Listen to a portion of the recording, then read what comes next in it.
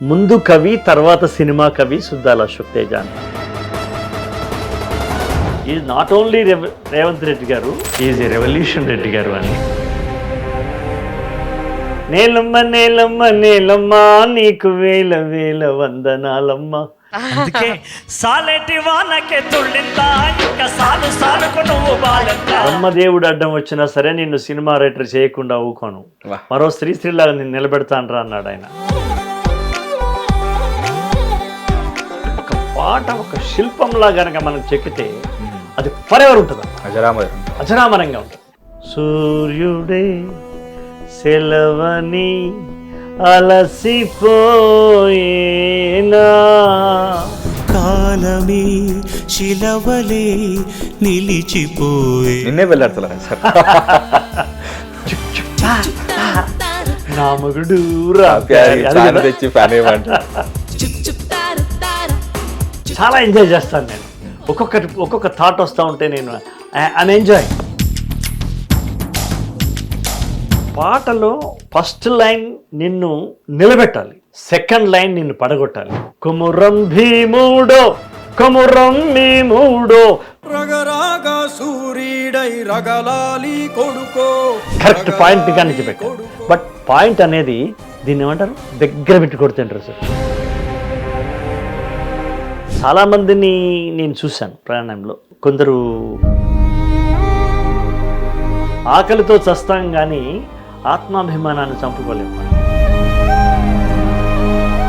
అది కరెక్ట్గా నాకు నేచర్ నన్ను తీసుకొచ్చి మొదటి హిట్ ఉసేరామలమ్మకి ఇవ్వడం లోపల ఇది పార్ట్, ఇది నేచర్ యొక్క పాత్ర.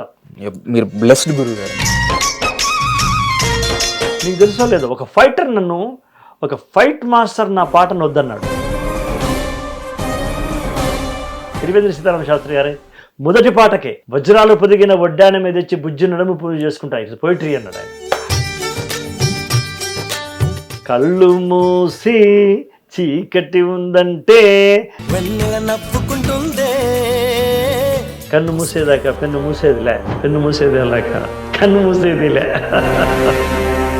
హిట్ టీవీ ప్రేక్షకులకు నమస్కారం. నేను మీ Mahesh and welcome to another fresh episode of, అసలు ఇది ఇంటర్వ్యూయే కాదు, బట్ ఇది ఇంటర్వ్యూ అని అనుకోవాలో లేకపోతే ఒక గురు శిష్యుల మధ్యలో ఒక చిన్న ఉపనిషత్తు అనుకోవాలో లేకపోతే ఏమనుకోవాలో తెలియదు, కానీ you consider what ever you want to consider this particular episode. But ఇది మాత్రం నాకు చాలా ఎమోషనల్ మూమెంట్. ఎందుకంటే ఇదొక లైక్ సినిమాటిక్ యూనివర్స్ లాగా, ఇదొక కైండ్ ఆఫ్ యూనివర్స్. అది ఎందుకో కూడా మీకు చెప్తాను. దానికన్నా ముందు ఈరోజు నా ముందు కూర్చున్న గెస్ట్ అన్నాను నేను. నా ముందు కూర్చున్న నా గురువు గారు నా ముందున్నారు. ఆయనకు ముఖ్యంగా ముందుగా ఒకసారి నమస్కారంతో పాటు గురుగారు మీకు కంగ్రాచులేషన్స్తో కూడిన శుభాకాంక్షలతో కూడిన గౌరవ వందనం. నాకు మాటలు దొరకట్లేదు, అందుకని అన్ని తెలుగు హిందీ ఇంగ్లీష్ అన్ని మిస్ చేస్తున్నాను. 2025 సంవత్సరానికి గాను మీకు సినారే పురస్కారం వచ్చినందుకు చాలా చాలా చాలా చాలా మొదటిసారి ఇది ప్రవేశపెట్టిన తర్వాత మొదటిసారి మిమ్మల్ని ఇది వరించినందుకు చాలా హ్యాపీగా ఉంది. నాకు చాలా హ్యాపీగా ఉంది. ఎందుకంటే అప్పట్లో సర్వేపల్లి రాధాకృష్ణన్ గారు వాళ్ళ స్కూల్ నుంచి వెళ్ళిపోతుంటే శిష్యులందరూ ఆయన బండి లాగారు అని చెప్పేసి నేను చిన్నప్పుడు చదువుకున్నాను.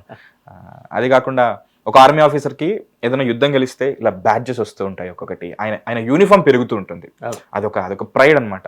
అలా another jewel in your crown లాగా ఇది వచ్చినందుకు నేను దీన్ని ఇలా కన్సిడర్ చేస్తున్నాను.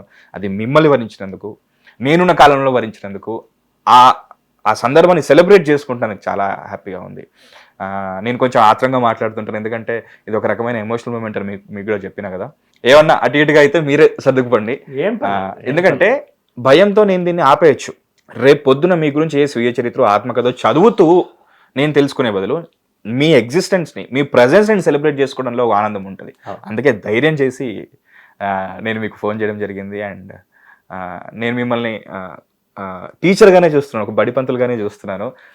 మీరు కూడా నా శిష్యులాగానే చూడండి. మీ స్టూడెంట్ ఒక 10 ఏళ్ళ తర్వాత కలిసాడు, ఎలా ఉన్నారని అడుగుతున్నట్టుగానే మీరు కన్సిడర్ చేయండి. ఎలా ఉన్నారు? ఆరోగ్యం ఎలా ఉంది? బాగుంది, ఆరోగ్యం బాగుంది. నా రచన అయితే అటు పాట కానీ లేకపోతే ఇటున్న వేరే పోయిటరీ కానీ అలా జంటగా సాగుతున్నాను. I'm very happy about this. మామూలుగా కవి ఉంటారు, రకరకాల కవులు ఉంటారు. నేను చూసినంత వరకు మీరు భూమి పొరల్లోంచి పుట్టుకొచ్చిన కవి మీరు ఎన్నో అంటే అనుభవం వేరు, అనుభూతి వేరు, ఇంకొకరి ఎక్స్పీరియన్స్ని మనం తీసుకుని దాన్ని రాయడం వేరు. కానీ మీరు రాసేవన్నీ శ్రమైక జీవనం కావచ్చు, సినిమా పాట కావచ్చు, సాహిత్యం కావచ్చు, ఏదైనా కావచ్చు, మీరు దాని నుంచి ఏది ఎక్స్పెక్ట్ చేయకుండా రాస్తారు. ఎందుకంటే మీరు ఎక్స్ప్రెస్ చేయాలని రాస్తారు అంతే.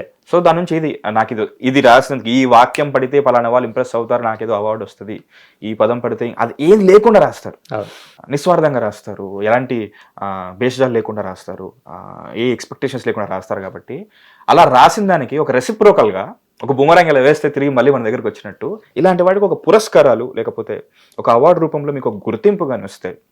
ఏది పొద్దున్న లేస్తే ఇన్ని గోడలు కట్టుకుంటాం మనుషుల మధ్యలో, అంత మందిలో కూడా మనకు వచ్చింది అని తెలిసినప్పుడు ఒక రకమైన ఆనందం ఉంటుంది. మీరు ఈ అవార్డ్స్ అనేవి ఫంక్షన్స్ ఒక కవిగా మీరు ఎలా చూస్తారు మీరు? ఎందుకంటే మీరు చాలా సింపుల్ కవి, అంటే సింపుల్ కవి ఇన్ ది సెన్స్ లైక్ మీరు చాలా సింపుల్ గా ఉంటారు. మీరు చాలా ఇతను చూస్తే ఇతను సినిమా వాడు అని హడావిడిగా అనిపిస్తుంది ఒక సినిమా వాళ్ళని చూస్తే. మీ ఆహార్యంలో గానీ మీ నడవడికలో గానీ మీరు పంతులు, బడి పంతులు కనిపిస్తారు నాకు ఎప్పుడు. రైట్ ఫ్రమ్ నేను మొదటి నుంచి చూసినా ఇప్పుడు చూస్తున్నా 32 ఏళ్ళు బాబు. సో 32 ఏళ్ళు ఈ ప్రస్థానంలో సినిమా 2 సంవత్సరాలు ఎక్కడ నాకు అది అసలు ఆ హడావిడి కనిపించి చాలా శాంతంగా ఉంటారు. మీ మొహం చూస్తే నాకు ఒక శాంతంగా అనిపిస్తుంటది. అలాంటిది ఇందాక మీకు మాట అన్నాను, ఆ జ్యువెల్ ఇన్ యువర్ క్రౌన్ అని. మీకు ఎలా అనిపిస్తుంది? వీటిని ఎలా స్వీకరిస్తారు మీరు? అంటే ఒక ప్రతిష్టాత్మకమైన పురస్కారం వచ్చినప్పుడు ఆనందం కలగడం, మన జీవితంలో ఇంకొక మెట్టుకు వచ్చామా అనే అనుభూతి మామూలుగానే సర్వసాధారణంగానే ఉంటుంది. అయితే నేను రాసిన పాటలు, నేను రాసిన పుస్తకాలు, నువ్వు చెప్పినట్టు నేను ముందు ఒకసారి నారాయణ రెడ్డి గారే అన్నారు, ఒక శ్రీశ్రీలాగా, ఒక కృష్ణశాస్త్రిలాగా, ఒక దాశరథి గారి లాగా, నాలాగా ముందు కవి తర్వాత సినిమా కవి సుద్దాల అశోక్ తేజ అన్నారు అనమాట. అది కరెక్ట్గా నన్ను స్టడీ చేసిన అన్నమాట. అది నేను 85లోనే విశాలాంధ్ర వాళ్ళు పోటీ పెడితే వెలుగు రేఖలు అనే ఒక నవలకు నాకు స్టేట్లో అంటే ఆంధ్రప్రదేశ్లో 2nd ప్రైజ్ వచ్చింది 85లో. అప్పుడు ఇంకా నేను సినిమా వైపు ఇంకా నేను అసలు అడుగు వేయలేదు, కను చూపు కూడా అటువైపు ఇంకా తీవ్రంగా పెట్టలేదు. ఆ తర్వాత నేను రాయడం ఎప్పుడూ వదులుకోలేదు, అది పాట కావచ్చు లేదా ఇంకేదైనా కావచ్చు. తర్వాత పాట మీదనే నా దృష్టి ఎక్కువగా వెళ్ళింది. ఎందుకంటే అక్షరాస్యుడు చదువుతారు పుస్తకాన్ని. ఒక సేయింగ్ ఉంది, నీకు తెలుసు లేదు, కాళ్ళున్న ప్రతివాడు నడవగలడు, చేతులున్న ప్రతివాడు రాయలేడు. అద్భుతం. అవును, ఇది నేను బాగా చిన్నప్పుడే తెలుసుకున్నవాడిని. కనుక నేను రాయడం అనేది ఎప్పుడు నేను ఆపుకోలేదు. పాట వైపు నేను ఎందుకు వెళ్ళాను అంటే పుస్తకం చదివే వాళ్ళు తక్కువ నేను ఎదుగుతున్న క్రమంలో. ఇప్పుడు చాలా వరకు ఎడ్యుకేషన్ అంతా అక్షరాస్యత పెరిగిపోయిండొచ్చు. నేను ఎదుగుతున్న క్రమంలో పుస్తకాలు చదివేవాళ్ళు తక్కువ. మా ఊరు మొత్తంలో మా ఇంట్లో మా కుటుంబం మాత్రమే పుస్తకాలు చదివేది. అదే ఉదాహరణ. ఇంకా పాట వినడం అనేది అందరూ వినొచ్చు. కళ్ళున్న ప్రతివాడు చదవగలడు, కొందరు చదవలేరు కావచ్చు, కానీ చెవులున్న ప్రతివాడు అన్ని వినగలగలడు. దానికి అనుకూలమైందే పాట. అది మా నాన్న నుంచి నాకు వచ్చిన పాటే కదా. కాబట్టి పాట వైపు నా మనసు ఎక్కువగా మొగ్గింది. అలా నేను పాటలు రాస్తూ వస్తున్నాను. ఆ క్రమంలో అనేక సభలలో పాటలు పాడి వినిపిస్తున్నప్పుడు నా జీవితకాలంలో నేను పాటలు ఎన్ని సభల్లో పాల్గొనగలను అంటే 1000 సభల్లో పాల్గొంటాం కావచ్చు, లేదా 500. అదే నేను సినిమాలకు వెళ్తే నేను రాసిన క్షణం లోపల 10 కోట్ల మంది గుండెల్లోకి వెళ్ళిపోయే అవకాశం సినిమా మాధ్యమంలోనే ఉంది. వ్యాప్తి ఎక్కువ చెందుతుంది, రీచ్ అంటారు. రీచ్ అనేది వితిన్ సెకండ్స్ వెళ్ళిపోతుంది కదా. నా పాట వెళ్ళిపోవడానికి ఒక సభ పెట్టాలి ఎవరన్నా. ఆ సభలో ఎంతమంది వస్తారు? 1000 మంది వస్తారు, దాని పరిధి వరకే వస్తారు.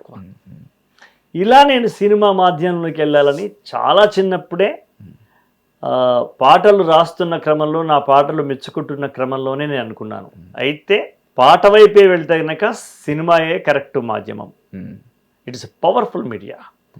అలా నేను పాటల వైపు ఎక్కువ వచ్చాను. పాటల వైపు వచ్చి సినిమాలో బాగా అంటే శ్రీరామలమ్మ లాంటివి, ఇంకేదో వేరే ట్యాగూర్కు నేషనల్ అవార్డు ఇట్లా వచ్చిన తర్వాత నాకు పుస్తకాలు రాయడం కూడా ఇష్టమే కదా. నేను అప్పుడు అనుకున్నాను, నారాయణ రెడ్డి గారి లాగా, దేవులపల్లి కృష్ణశాస్త్రి గారి లాగా, శ్రీశ్రీ గారి లాగా మనం ఒకవైపు కవితా ప్రపంచంలో ఒక లేయర్ మనది ఉండాలి, సినీ ప్రపంచంలో ఉండాలి, ప్రజాక్షేత్రంలో అంటే ప్రజాకవి క్షేత్రంలో సినిమా కవిగా ఉండాలి, సినీ కవి క్షేత్రంలో ప్రజాకవిలా ఉండాలి అని అనుకుని గత కొంతకాలంగా నేను శ్రమకావ్యం రాశాను, నేను అడవిని మాట్లాడుతున్నాను రాశాను, శ్రీ శూద్రగంగ అని రాశాను, ఇప్పుడు లేటెస్ట్గా అశోకవనం అనే ఒక పునర్వ్యాఖ్యాన కవిత్వం కూడా రాశాను. ఇవి నా 4 కావ్యాలు. ఇట్లా సాగుతున్న క్రమంలో సరిగ్గా ఈ సంవత్సరం ఇక్కడ మనము రేవంత్ రెడ్డి గారి గురించి చెప్పుకోవాలి. ఆయన dare and dashing and dynamic democratic CM అనిపించింది నాకు. ఒక రెవల్యూషనరీ థాట్ ఆయన దగ్గర నేను గమనించాను. 13 సంవత్సరాలుగా సినిమా నంది అవార్డ్స్కు దూరం అయిపోయింది, అసలు అవార్డ్స్కే దూరం అయిపోయింది. అలాంటి సందర్భంలో సినిమా పరిశ్రమలో వ్యక్తులం కావచ్చు, సినిమా అనే మందిరం కావచ్చు, అవార్డు లేని అంధకార బంధురమైంది. దాంట్లోకి ఒక కాంతివంతమైన, ఒక సూర్యకాంతివంతమైనటువంటి అవార్డును తీసుకురావాలని ఆయన ఆలోచించినప్పుడు దానికి ప్రజా యుద్ధ నౌక గద్దర్ని ఎన్నుకోవడం అనేది వెరీ డేర్ స్టెప్. ఆ సాహసోపేతమైన నిర్ణయం తీసుకున్నప్పుడే నేను అన్నాను, is not only Revanth Reddy గారు, ఈజ్ ఎ రెవల్యూషన్ రెడ్డి గారు అని. సో ఆ ప్రవేశం పోయిన సంవత్సరం చేసినారు. ఈ సంవత్సరం ప్రత్యేకంగా ఒక ఎన్టీఆర్ జాతీయ అవార్డు చిరంజీవి గారికి, అట్లాగే కాంతారావు అవార్డు పీపుల్ స్టార్ మన నారాయణమూర్తి గారికి, ఆయన మేరు గంభీర మేరు నగ అవార్డు నగ స్టార్, ఆయన గంభీర మేరు నగ స్టార్, మన మెగాస్టార్, మన యుగ స్టార్ పీపుల్ స్టార్ నారాయణమూర్తి గారు. అట్లాగే పైడి జయరాజ్ గారి అవార్డు కమల్ హాసన్ గారికి. అలా ఒక ప్రతిష్టాత్మకమైన అవార్డ్స్ యనమండుగురికి ఇచ్చినారు. అందులో నారాయణ రెడ్డి గారి అవార్డు ప్రవేశపెట్టి అది తొలి అవార్డు నాకు ఇవ్వడం అనే దానికి, ఇలాంటి అవార్డ్స్ ప్రవేశపెట్టడంలో మన యొక్క ముఖ్యమంత్రి గారికి, తర్వాత మంత్రి మండలికి, సినిమాటోగ్రఫీ కోమటిరెడ్డి గోపాల్ రెడ్డి గారికి, జ్యూరీ కమిటీకి నేను ఈ సందర్భంలో నేను ధన్యవాదాలు తెలియజేస్తున్నాను. మీరు చెప్పిన ఏవైతే కేటగిరీలు ఉన్నాయో అవన్నీ ఆ కేటగిరీలన్నీ తమ తమ కేటగిరీలో అత్యుత్తమమైనవి. రచనా రంగంలో వైపు వస్తే మీకు ఏదైతే మీకు ఆపాదించబడిందో ఇది అత్యుత్తమమైంది, అది మీకు వచ్చింది. అది కూడా ఫస్ట్ టైం, అది అనౌన్స్ చేసిన ఫస్ట్ టైం మీకు వచ్చింది. ఇందాక నేను మల్టీవర్స్ అని చెప్పేసి ఒక పదం అన్నాను, మాటల్లో మాట మీరు ఇందాక మాట అన్నారు. నేను పాట వైపు ఎందుకు వచ్చాను, పాట వైపు రావడానికి కారణం మీరు చెప్పారు. మీరు ఆ నిర్ణయం తీసుకోవడం వల్ల ఏం జరిగిందో చెప్తాను. మల్టీవర్స్ అని చెప్పేసి అన్నాను కదా, మీకు సినారియో గారు అంతకు ముందే పరిచయం, పుస్తకాల ద్వారా పరిచయం, మీ ఫాదర్ నుంచి కూడా పరిచయం, నాన్నగారి దగ్గర నుంచి కూడా పరిచయం. అక్కడి నుంచి స్ఫూర్తి పొందడం మీరు ఇప్పుడు ఆయన పేరు మీద ఉన్న అవార్డుని ప్రవేశపెట్టిన తర్వాత మొట్టమొదటిగా మీరే తీసుకుంటున్నారు. మీరు సినిమాల్లోకి వచ్చిన తర్వాత మీరు రాసిన ఎన్నో పాటలు ఉన్నాయి, ఎంతో మందికి స్ఫూర్తి. మీరు అన్నారు కదా, ఇక్కడ వరకు ఈ ఒక సభలో అయితే దీని పరిధి ఇంతే ఉంటుంది, 1500 మంది లేదా 1000 మంది లేదా 200 మంది, కానీ ఒక సినిమాకి అయితే దాని పరిధి ఎక్కువ మందికి రీచ్ అవుతుందని చెప్పేసి అలా రీచ్ అయిన వాళ్ళ నేను ఒకరిని. అదే భద్రాచలం పాట, ఒకటే జననం ఒకటే మరణం అనే పాట, మాది క్యాసెట్ల షాప్ అనమాట, అప్పట్లో ఆడియో షాప్ ఇప్పటికీ ఉంది. మా నాన్నగారు ఇంకా ఉన్నారు, క్యాసెట్లు ఎవరు ఇప్పుడు కొట్టలేరు కాబట్టి అట్లే ఉన్నాయి. రామ్ గోపాల్ వర్మ గారికి వీడియో షాప్ ఉన్నట్టు అవును, మాకు క్యాసెట్ల షాప్ ఉంది, మా 2 అన్ని అవి ఉన్నాయి, మేము రిపేర్లు కూడా చేస్తుంటాం అని. నేను ఆ పాట విని ఇట్లే ఒక నోట్ ప్యాడ్ తీసుకొని మొత్తం రాసుకొని 5th క్లాస్లో ఉన్నాను. ఆ పాట నేర్చుకొని ప్రతి బుధవారం పూట ఏదైతే స్టేజ్ పైన పాటల పోటీలు, చిన్న ఏవైతే కాంపిటీషన్స్ ఉంటాయో అందులో పాడడం, అంటే ఒక మనిషికి మొట్టమొదటిసారి చప్పట్లు వినడం, వేదిక మీద ఉండి చప్పట్లు వినడం అనేది నేను ఫస్ట్ టైం నాకు లైఫ్లో జరిగింది. అది మీ పాటతో జరిగింది. ఆ తర్వాత నాకు ఆ చప్పట్లు అనేవి ఎంతలా ఒక డ్రగ్ లాగా అయిపోయింది. కట్ చేస్తే ఎన్నో క్రాస్ రోడ్స్ ఆఫ్ లైఫ్లో మీరెన్నో జాబ్స్ చేశారు, మీరు ఎన్నో పనులు చేశారు. మీరు మట్టి మోయడం నుంచి, సిమెంట్ మోయడం నుంచి మీరు చెయ్యని పని లేదు. 1000 మందికి పాటలు చెప్పడం వరకు కూడా ప్రతి ఒక్కటి చేశారు. అలా నేను ఎన్నో చేసి నేను తిరిగి సినిమా వరకు రావడం, సినిమాల్లోనే ఉండడం, ఈ సినిమాలో ఉన్న ప్రాసెస్లో మళ్ళీ ఫెయిల్యూర్ అవ్వడం, మళ్ళీ నిలదొక్కుకోవడం, ఇంటర్వ్యూలు చేస్తున్న ప్రాసెస్లో మళ్ళీ నేను ఏదైతే స్ఫూర్తి పొందానో ఆ పాట రాసిన అదే కవిని నేను ఇంటర్వ్యూ చేయడం ఏదైతే ఉందో చూసారో, అందుకే దీన్ని మల్టీవర్స్ అన్నాను నేను. అందుకే మీరు వచ్చి రాగానే నేను మీ పాదావందనం చేయడం నాకు చాలా రేరు, ఎందుకంటే మీరు నాకు గురుతుల్యులు. అందుకే నేను నాలోని ఆ యాక్ట్ నాకు తెలియకుండా బయటకు వచ్చింది. అందుకే నాకు ఈ ఎపిసోడ్ అంటే చాలా ఎమోషనల్. నాకు ఒక రకంగా చిన్న భయం అనిపించింది, నేను చేస్తాను అనగానే అమ్మా ఇది నాది కదా అనిపించింది. ఇందాక మనం ఇంతకు ముందు కలిసినప్పుడు ఏదైతే సందర్భం ఇందాక జరిగిందో. కొంచెం వెనక్కి వెళ్దాం గురుగారు. నేను ఏ పెద్దవాళ్ళని చూసినా సరే, అంటే మామూలుగా ఈ తరం వాళ్ళని ఎవరైనా ఇంటర్వ్యూ చేస్తున్నప్పుడు వాళ్ళ గురించి కొద్ది గొప్ప తెలుస్తుంది కాబట్టి వాళ్ళ ప్రజెంట్ స్టేజ్ నుంచి తీసుకెళ్తాను. చిన్నప్పుడు నాన్ డీటెయిల్ అని మన పుస్తకాల్లో బాల్యం విద్యాభ్యాసం అని చెప్పేసి మొదలు పెడతారు. మీరు ఇప్పుడు ఏదైతే ఉన్నారో మీకు మీ బాల్యం అనేది మీ పైన చాలా ప్రభావం ఉంది. మీ బాల్యమే ఇప్పుడు మీ జీవితం కూడా అమూల్యమైంది. కానీ ఒక ఏజ్ ఉంటుంది, ఒక 20 years వరకు వచ్చే ఏజ్ ఉంటుంది. మనలో ఒక ఉడుకు రక్తం ఉంటుంది, ఎన్నో ఆలోచనలు ఉంటాయి.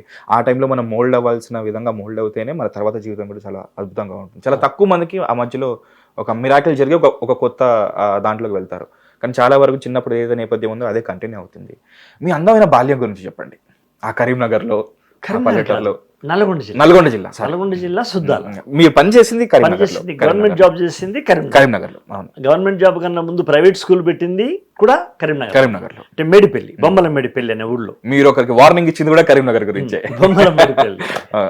సో పుట్టిందేమో ఇక్కడ నల్గొండలో. అంటే నా 10th class వరకు నల్గొండ జిల్లా సుద్దాల్లోనే జరిగింది. మా నాన్న సుద్దాల హనుమంతు, అమ్మ జానకమ్మ, మీకు తెలిసింది మహానుభావులు. ఆయన రైటరు, అమ్మ చక్కగా పాడేది. ఆ కుటుంబంలో నేను పెద్దవానిగా పుట్టాను. నాకు 2 తమ్ముళ్ళు, ఒక చెల్లె.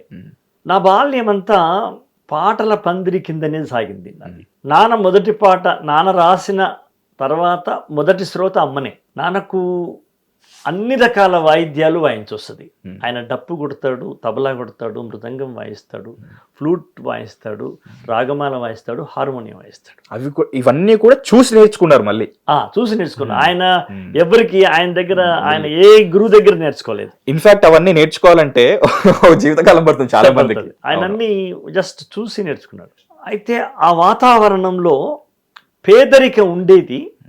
పేదరికం కనిపించేది కాదు, కనిపించేలాగా అమ్మ నాన్న చూసేవాళ్ళు కాదు.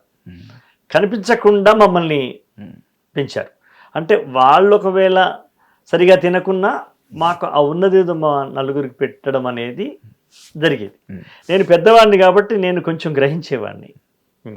అయితే మా అమ్మ ఏదన్నా కొంచెం బాధాకరంగా మా నాన్న ఉంటే మా నాన్న దగ్గరికి వచ్చేసి హార్మోనియం వాయించుకుందామా, వాయిస్తావా, మనం ఏదైనా పాటలు పాడుకుందాము అనేది.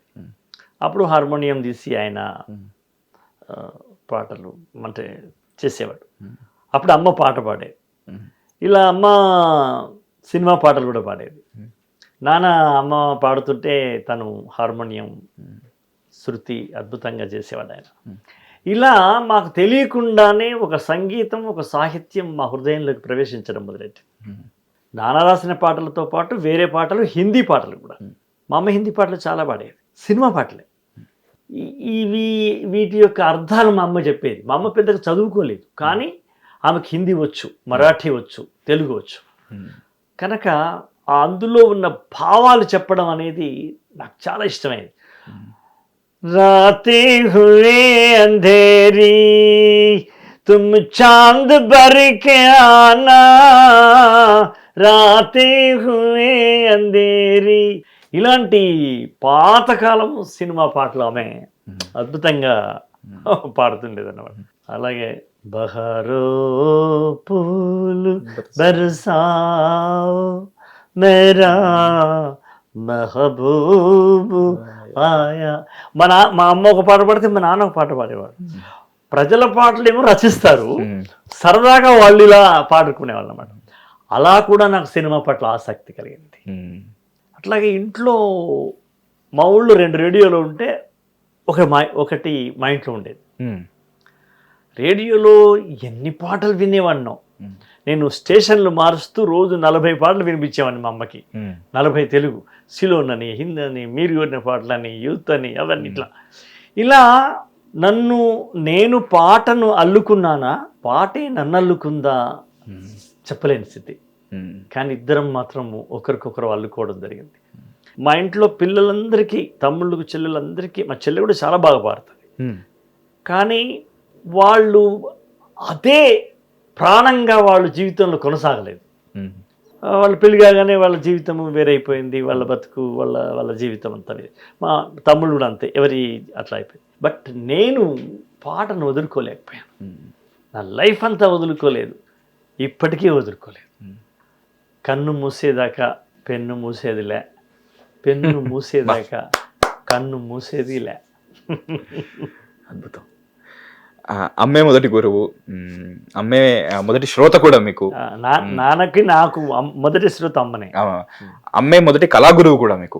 అంటే మీరు అన్నారు ఇందాక ఒక సందర్భం, ఇంట్లో ఏదన్నా బాధపడాల్సిన సందర్భం వస్తే ఆ స్పేస్ లో కూడా, ఆ సైలెన్స్ లో కూడా పాటతో నింపేవాళ్ళు. పాటతో బాధని కాస్త సంతోషంలోకి మీరు ట్రాన్స్ఫర్ చేసేవాళ్ళు మొత్తానికి. నేను నమ్మేది ఏంటంటే కవిత్వం కానీ, రచన కానీ, కళ కానీ, అంటే ఈ విషయంలో ఉన్న ఎన్నో ప్రొఫెషన్స్ ఏవైతే ఉన్నాయో అవి ఒక మనిషిని ఎంచుకుంటాయి వాటంతలో అవి అని బాగా నమ్ముతాను. అక్షరం అనేది ఒక మనిషిని వెళ్ళి నేను ఇతనితో ఉంటాను అని చెప్పేసి అతన్ని హత్తుకుంటుంది. ఆ తర్వాత అది విడుదలైన బంధంగా తయారవుతుంది. మీ ఇంట్లోనే మీరు 5గురు, వాళ్ళందరూ వేరే వేరే ప్రొఫెషన్స్ లో ఉన్నా మీకు ఎన్ని ఒడిదుడుకులు వచ్చినా మీరు మాత్రం అది వదలలేదు. నేను వదలలేదు. మీ అందమైన బాల్యం గురించి చెప్పారు. ఆ తర్వాత ఇంకా దైనందిన జీవితంలో మనందరం సంపాదించుకోవాలి కాబట్టి, ఏదో ఒక ఉద్యోగం చేయాలి కాబట్టి మీరు ఇష్టంగానే మీరు ఒక మనుషులకి పాఠాలు చెప్పే ప్రొఫెషన్లోకి మీరు వచ్చారు మొత్తానికైతే. అక్కడి నుంచి అక్కడ మొదలుపెట్టిన మీరు ఇప్పుడు కొమరం భీముడోకి అవార్డు రావడం కానీ, మీ అంటే తెలుగులో వచ్చిన 3వ నేషనల్ అవార్డు తెలుగుకి అది మీదయ్యండి. అది కూడా శ్రీశ్రీ గారు రాసిన పాట ఏదైతుందో దాన్ని ఛాయల్లో వచ్చిన ఇంకో పాటగా మీరు తీసుకుని ఇక్కడి వరకు పల్లవిగా తీసుకుని ఇక్కడి వరకు ఆ రోజు మీరు తీసుకున్న ఆ డెసిషన్కి ఇక్కడి వరకు మీరు వచ్చిన మీ ప్రయాణాన్ని మీరు ఎలా చూస్తారు? వెనక్కి తిరిగి చూసుకుంటే ఒక అద్భుతంలా కనపడుతుంటుంది కదా. మా నాన్న చెప్పేవాడు, మహేష్, మన పాటలు ఎలా ఉండాలి అంటే మనం కొన్ని మైళ్ళ దూరం నడిచిన తర్వాత వెనక్కి చూసుకుంటే మనం రాసిన పాటల్లో కొన్నన్నా జెండాలా ఎగురుతూ ఉండాలి అనేవాడు అన్నమాట. వెనక్కి తిరిగి చూస్తే మనం 1000 పాటలు రాస్తాం, కానీ ఒక 100 పాటలన్నా ఒక జెండాలాగా అక్కడ నాటుకొని ఉన్నట్టుగా ఉండాలి. అప్పుడు మన జీవితం సార్థకం అని చెప్పేవాడు నాన్న. అది నేను ఎప్పుడు మర్చిపోను. నేను సినిమాకు రాకముందు కూడా అద్భుతమైన పాటలు రాశాను, అందరికీ తెలిసిన విషయమే. అది ఆకుపచ్చ చందమామ నువ్వెలే నువ్వెలే, నీకు మచ్చలేడాలేనే లేవులే లేవులే, మిన్నులున్న చందమామయ్య చేతిలో మహిమయేమున్నది, మన్నుల నుండి అన్నము తీసే మహిమ నీకున్నది, మింటి చుక్కలలో వాడు చెమట చుక్కలలో నువ్వు అని రైతుని గురించిన పాట ఇది. ఆకుపచ్చ చందమామ అని రైతుని పోల్చడం. ఇలా నాకు నేనే సినిమాలోకి రాకన్నా ముందే కొన్ని కావ్య స్థాయిలో ఒక ఎపిక్, ఈక్వల్ ది ఎపిక్, అంటే ఒక పాట కావ్యం అంటే అనేక పేజీలతో కూడుకున్నది కదా. పాట కూడా ఒక కావ్యం. ఇప్పుడు ఒక నారాయణ రెడ్డి గారి కావ్యం ఉందనుకో, ఇంకా ఒక గుంటూరు శేషేంద్ర శర్మ గారిది ఒక కావ్యం. కావ్యాలకు ఒక గణనీయమైనటువంటి స్థానం ఉంది మొత్తం సాహిత్య చరిత్రలో. అది మన చరిత్ర కావచ్చు, ఇంకా వేరే ఏదైనా కావచ్చు, మన చరిత్ర కూడా కావచ్చు. అయితే పాట కూడా ఒక శిల్పంలా ఎందుకు ఉండకూడదు? సీజనల్ పాటల్ని నేను పెద్దగా ఇష్టపడను. అంటే సీజనల్ పాట రాయరా అంటే రాస్తాం, సీజనల్గా రాస్తాం. ఏదైనా ఒక ఇష్యూ వచ్చింది, ఒక కరెంట్ ఇష్యూ వచ్చింది, పాట రాస్తాం. But it is not eternal. అది ఆ సందర్భంలోనే ఒక జ్వాలలా ఎగుస్తుంది, మళ్ళీ లీలగా అది దూరంగా అలా అలా అలా వెళ్ళిపోతుంది. కానీ ఒక పాట ఒక శిల్పంలా గనక మనకు చెక్కితే అది ఫర్ ఎవర్ ఉంటుంది అన్నమాట, అజరామరంగా ఉంటుంది. అట్లా నేను ఒక రైతు మీద, ఒక నేల మీద, నేలమ్మ నేలమ్మ నేలమ్మ నీకు వేల వేల వందనాలమ్మ, సాలేటి వానకే తుళ్ళింత, సాలు సాలుకు నువ్వు బాలెంత. ఈ ఒక్క మాటే దాసరి గారిని ఇన్ఫ్లుయెన్స్ చేసి నన్ను, బ్రహ్మదేవుడు అడ్డం వచ్చినా సరే నిన్ను సినిమా రైటర్ చేయకుండా ఊకోను, మరో శ్రీశ్రీలాగా నేను నిలబెడతాను రా అన్నాడు ఆయన. ఆయన నిలబెట్టుకున్నాడు, ఆయన మాటను నిలబెట్టాడు, ఆయన నన్ను కూడా నిలబెట్టాడు సినిమాలో. ఇన్ఫాక్ట్ ఆ మాటతోటే ఆయన ఆ పల్లవితోనే మీకు నేషనల్ అవార్డు వచ్చింది. సో ఇట్లా నేను ఒక పాటని, ఏ పాట రాసినా అది అలా ఉండాలి, ఒక శిల్పంలాగా, ఒక మాన్యుమెంట్ లాగా ఉండాలి అనేది. పాట ఎందుకు ఒక కావ్య స్థాయి తీసుకుంటుంది మనం రాయగలిగితే అని అనుకోవడము, అట్లాంటి పాటలు వినడం. ఇప్పుడు మా నాన్న ఉన్నాడు, మా నాన్న రాశాడు పల్లెటూరు పిల్లగాడ అని, ఒక మామూలు 6-7 పిల్లగాడి మీద. అది కనుమరుగైపోతుందా? ఇంకా అజరామరంగా ఇప్పటికీ నిలిచింది. అంటే అలా ఉన్నందుకు బాధ అనిపిస్తుంది. ఇప్పటికీ బాల కార్మికులు ఉన్నందుకు, బాల కర్షకుడు ఉన్నందుకు బాధాకరమే. కానీ ఆ చెక్కిన శిల్పం ఏదైతుందో అది సీజనల్ కాదు. సీజనల్ సాంగ్స్, పాటలలో సీజనల్ ఉంటుంది, రీజనల్ ఉంటుంది, ఎటర్నల్ ఉంటుంది, ఎప్పటికీ ఉండే పాట. సీజనల్ సీజన్ తోటే పోతుంది, మళ్ళీ ఆ సీజన్ వచ్చినప్పుడు గుర్తొస్తే వస్తుంది, లేకపోతే లేదు. కానీ సీజనల్ కాబట్టి, సీజనల్ గా కొత్త పాట వచ్చింది కాబట్టి మళ్ళీ సీజన్ మళ్ళీ కొత్త పాట వస్తుంది. ఇది పోయినట్టే కదా. ఎటర్నల్ అయి ఉంటుంది. అలాగా అట్లా నేను ఒక స్త్రీ మీద రాశాను అనుకోండి.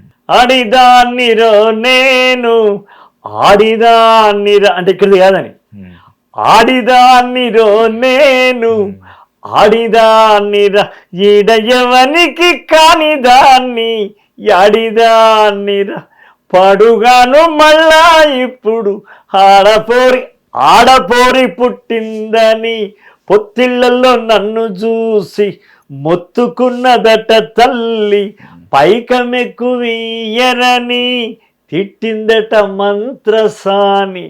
ఆడిదాన్నిరో ఆడపిల్ల పుడితే మంత్రసానికి కూడా రావాల్సినంత గౌరవం రాదు కదా, కాబట్టి గౌరవం తక్కువ అన్నమాట.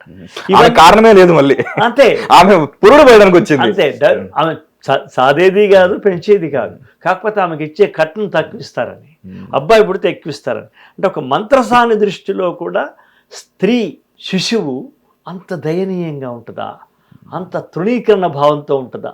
ఇలాంటి పాటలు ఎప్పటికీ పోగా,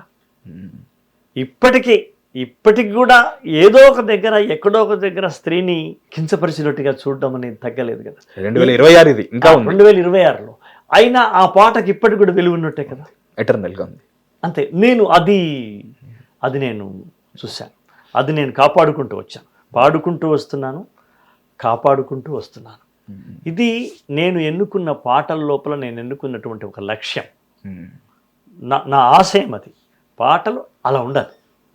నేను సినిమా పాటలు రాసినా కూడా చాలా వరకు నాకు ఆ దృష్టి పెట్టుకునే రాస్తాను. సూర్యుడే సెలవని అలసిపోయేనా,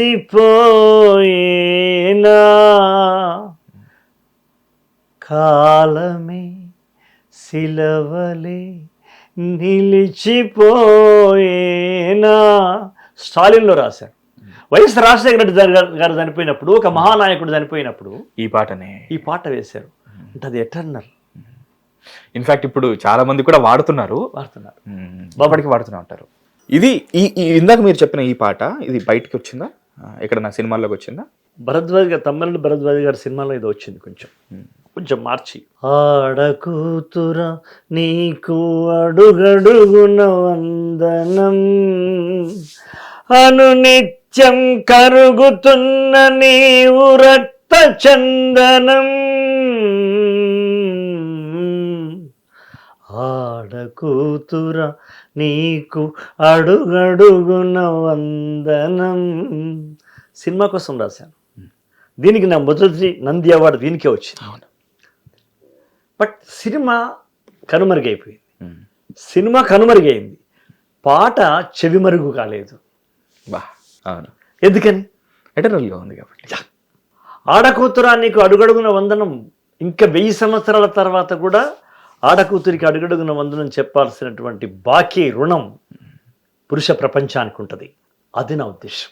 అక్కడ సందర్భం సినిమా కథకు అనుకూలమైంది, కానీ సినిమా కథకు అనుకూలమైనటువంటి పరిధిలోనే, ఆ చిన్న గీతంలోనే ఉంటూనే నేను ఆకాశానికి వెళితే నన్ను ఆపేవాళ్ళు ఎవరు? ఇక్కడ నేల మీద గీత దాటొద్దు కానీ ఆకాశానికి ఎగరొద్దని లేదు కదా శాస్త్రి గారు. అలా నా పరిధి నేను విశ్వవ్యాప్తం చేసుకున్నాను. నేను కాయిన్కి అటు సైడ్ చూస్తే కాంట్రాస్ట్గా దీనికి ఈ పాట రాసి మీరు నంది అవార్డు తెచ్చుకున్న మీరు అంటే కొంచెం కెరియర్ స్టార్ట్ అయిన తర్వాత కొంచెం మీరు పాపులర్ అయిన పాట కృష్ణవంశీ గారికి రాశారు, సందీప్ చౌతా గారికి. నిన్నే వెళ్ళాడుతున్నారు రాశారు.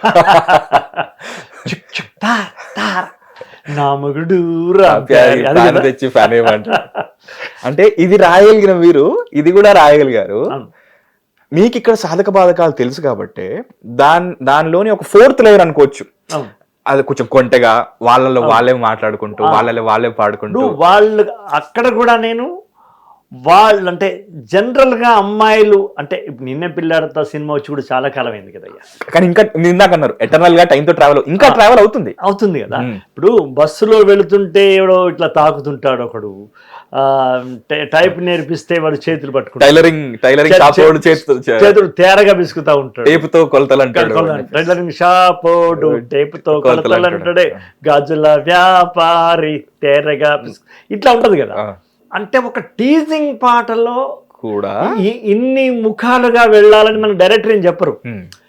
వాళ్ళు అక్కడ అబ్బాయిలు లేరు, వాళ్ళు అన్ని మాట్లాడుకుంటున్నారు, చిలిపిగా ఉండాలి, కొంటగా ఉండాలి, పట్టుకోవాలి జనాల్ని, యూత్ని, అంతవరకు చెప్తారు కదా.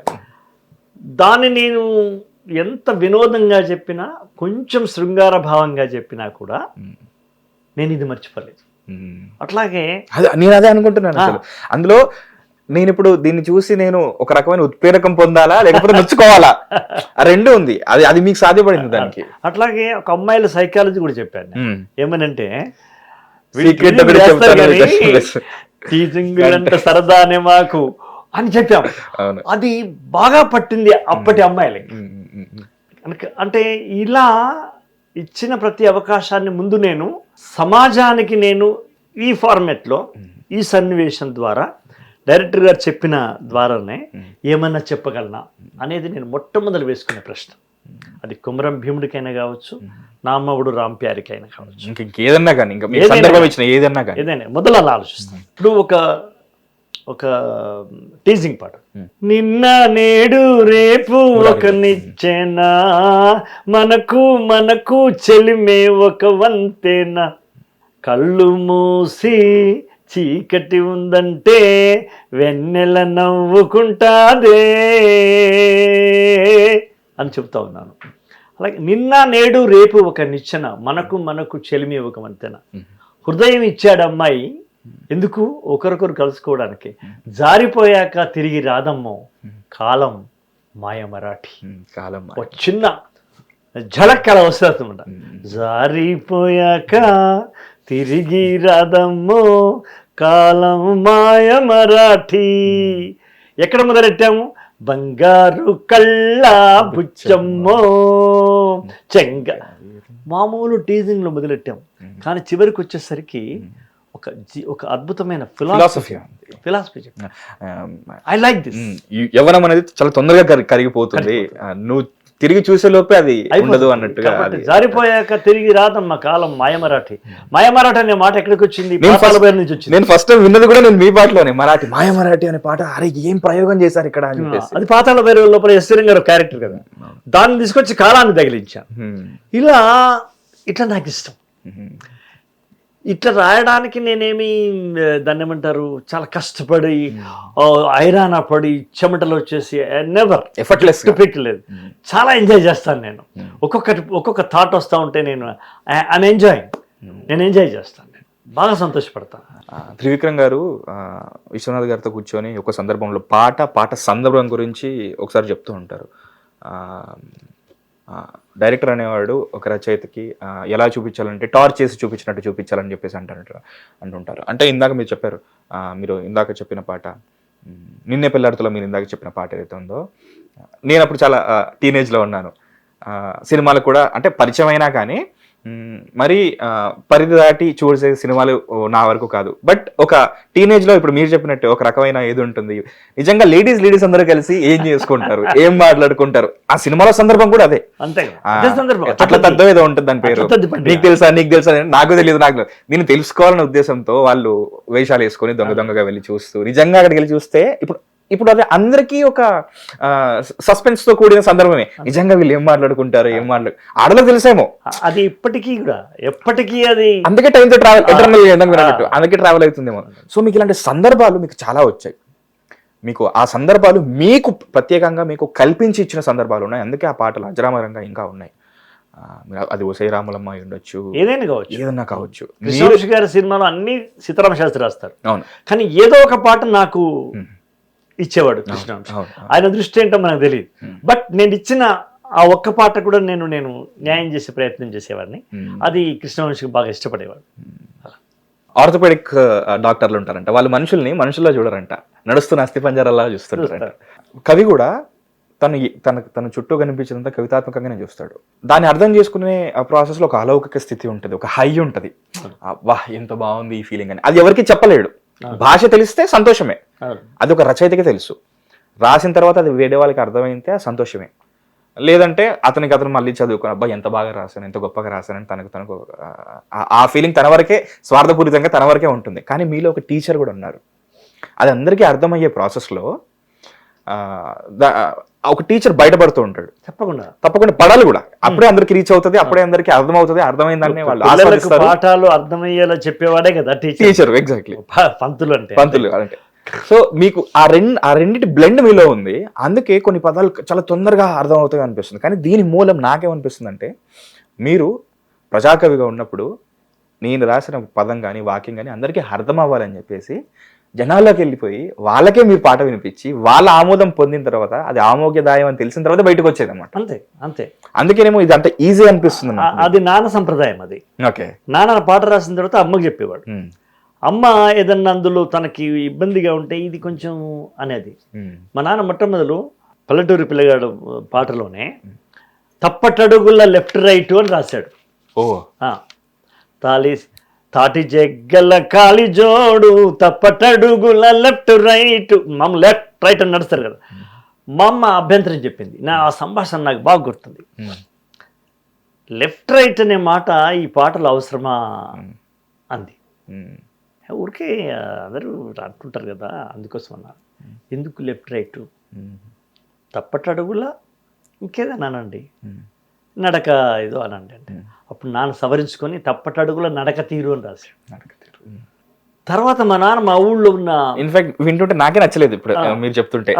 లెఫ్ట్ రైట్ మా ఊళ్ళో ఉన్న వాళ్ళు ఉంటారు కదా, పని పాటలు చేసుకునే వాళ్ళు, కలుపు తీసుకునే వాళ్ళు, శ్రమజీవులు ఉంటారు కదా, వాళ్ళందరినీ కూర్చోబెట్టి పాట వినిపించేవాడు.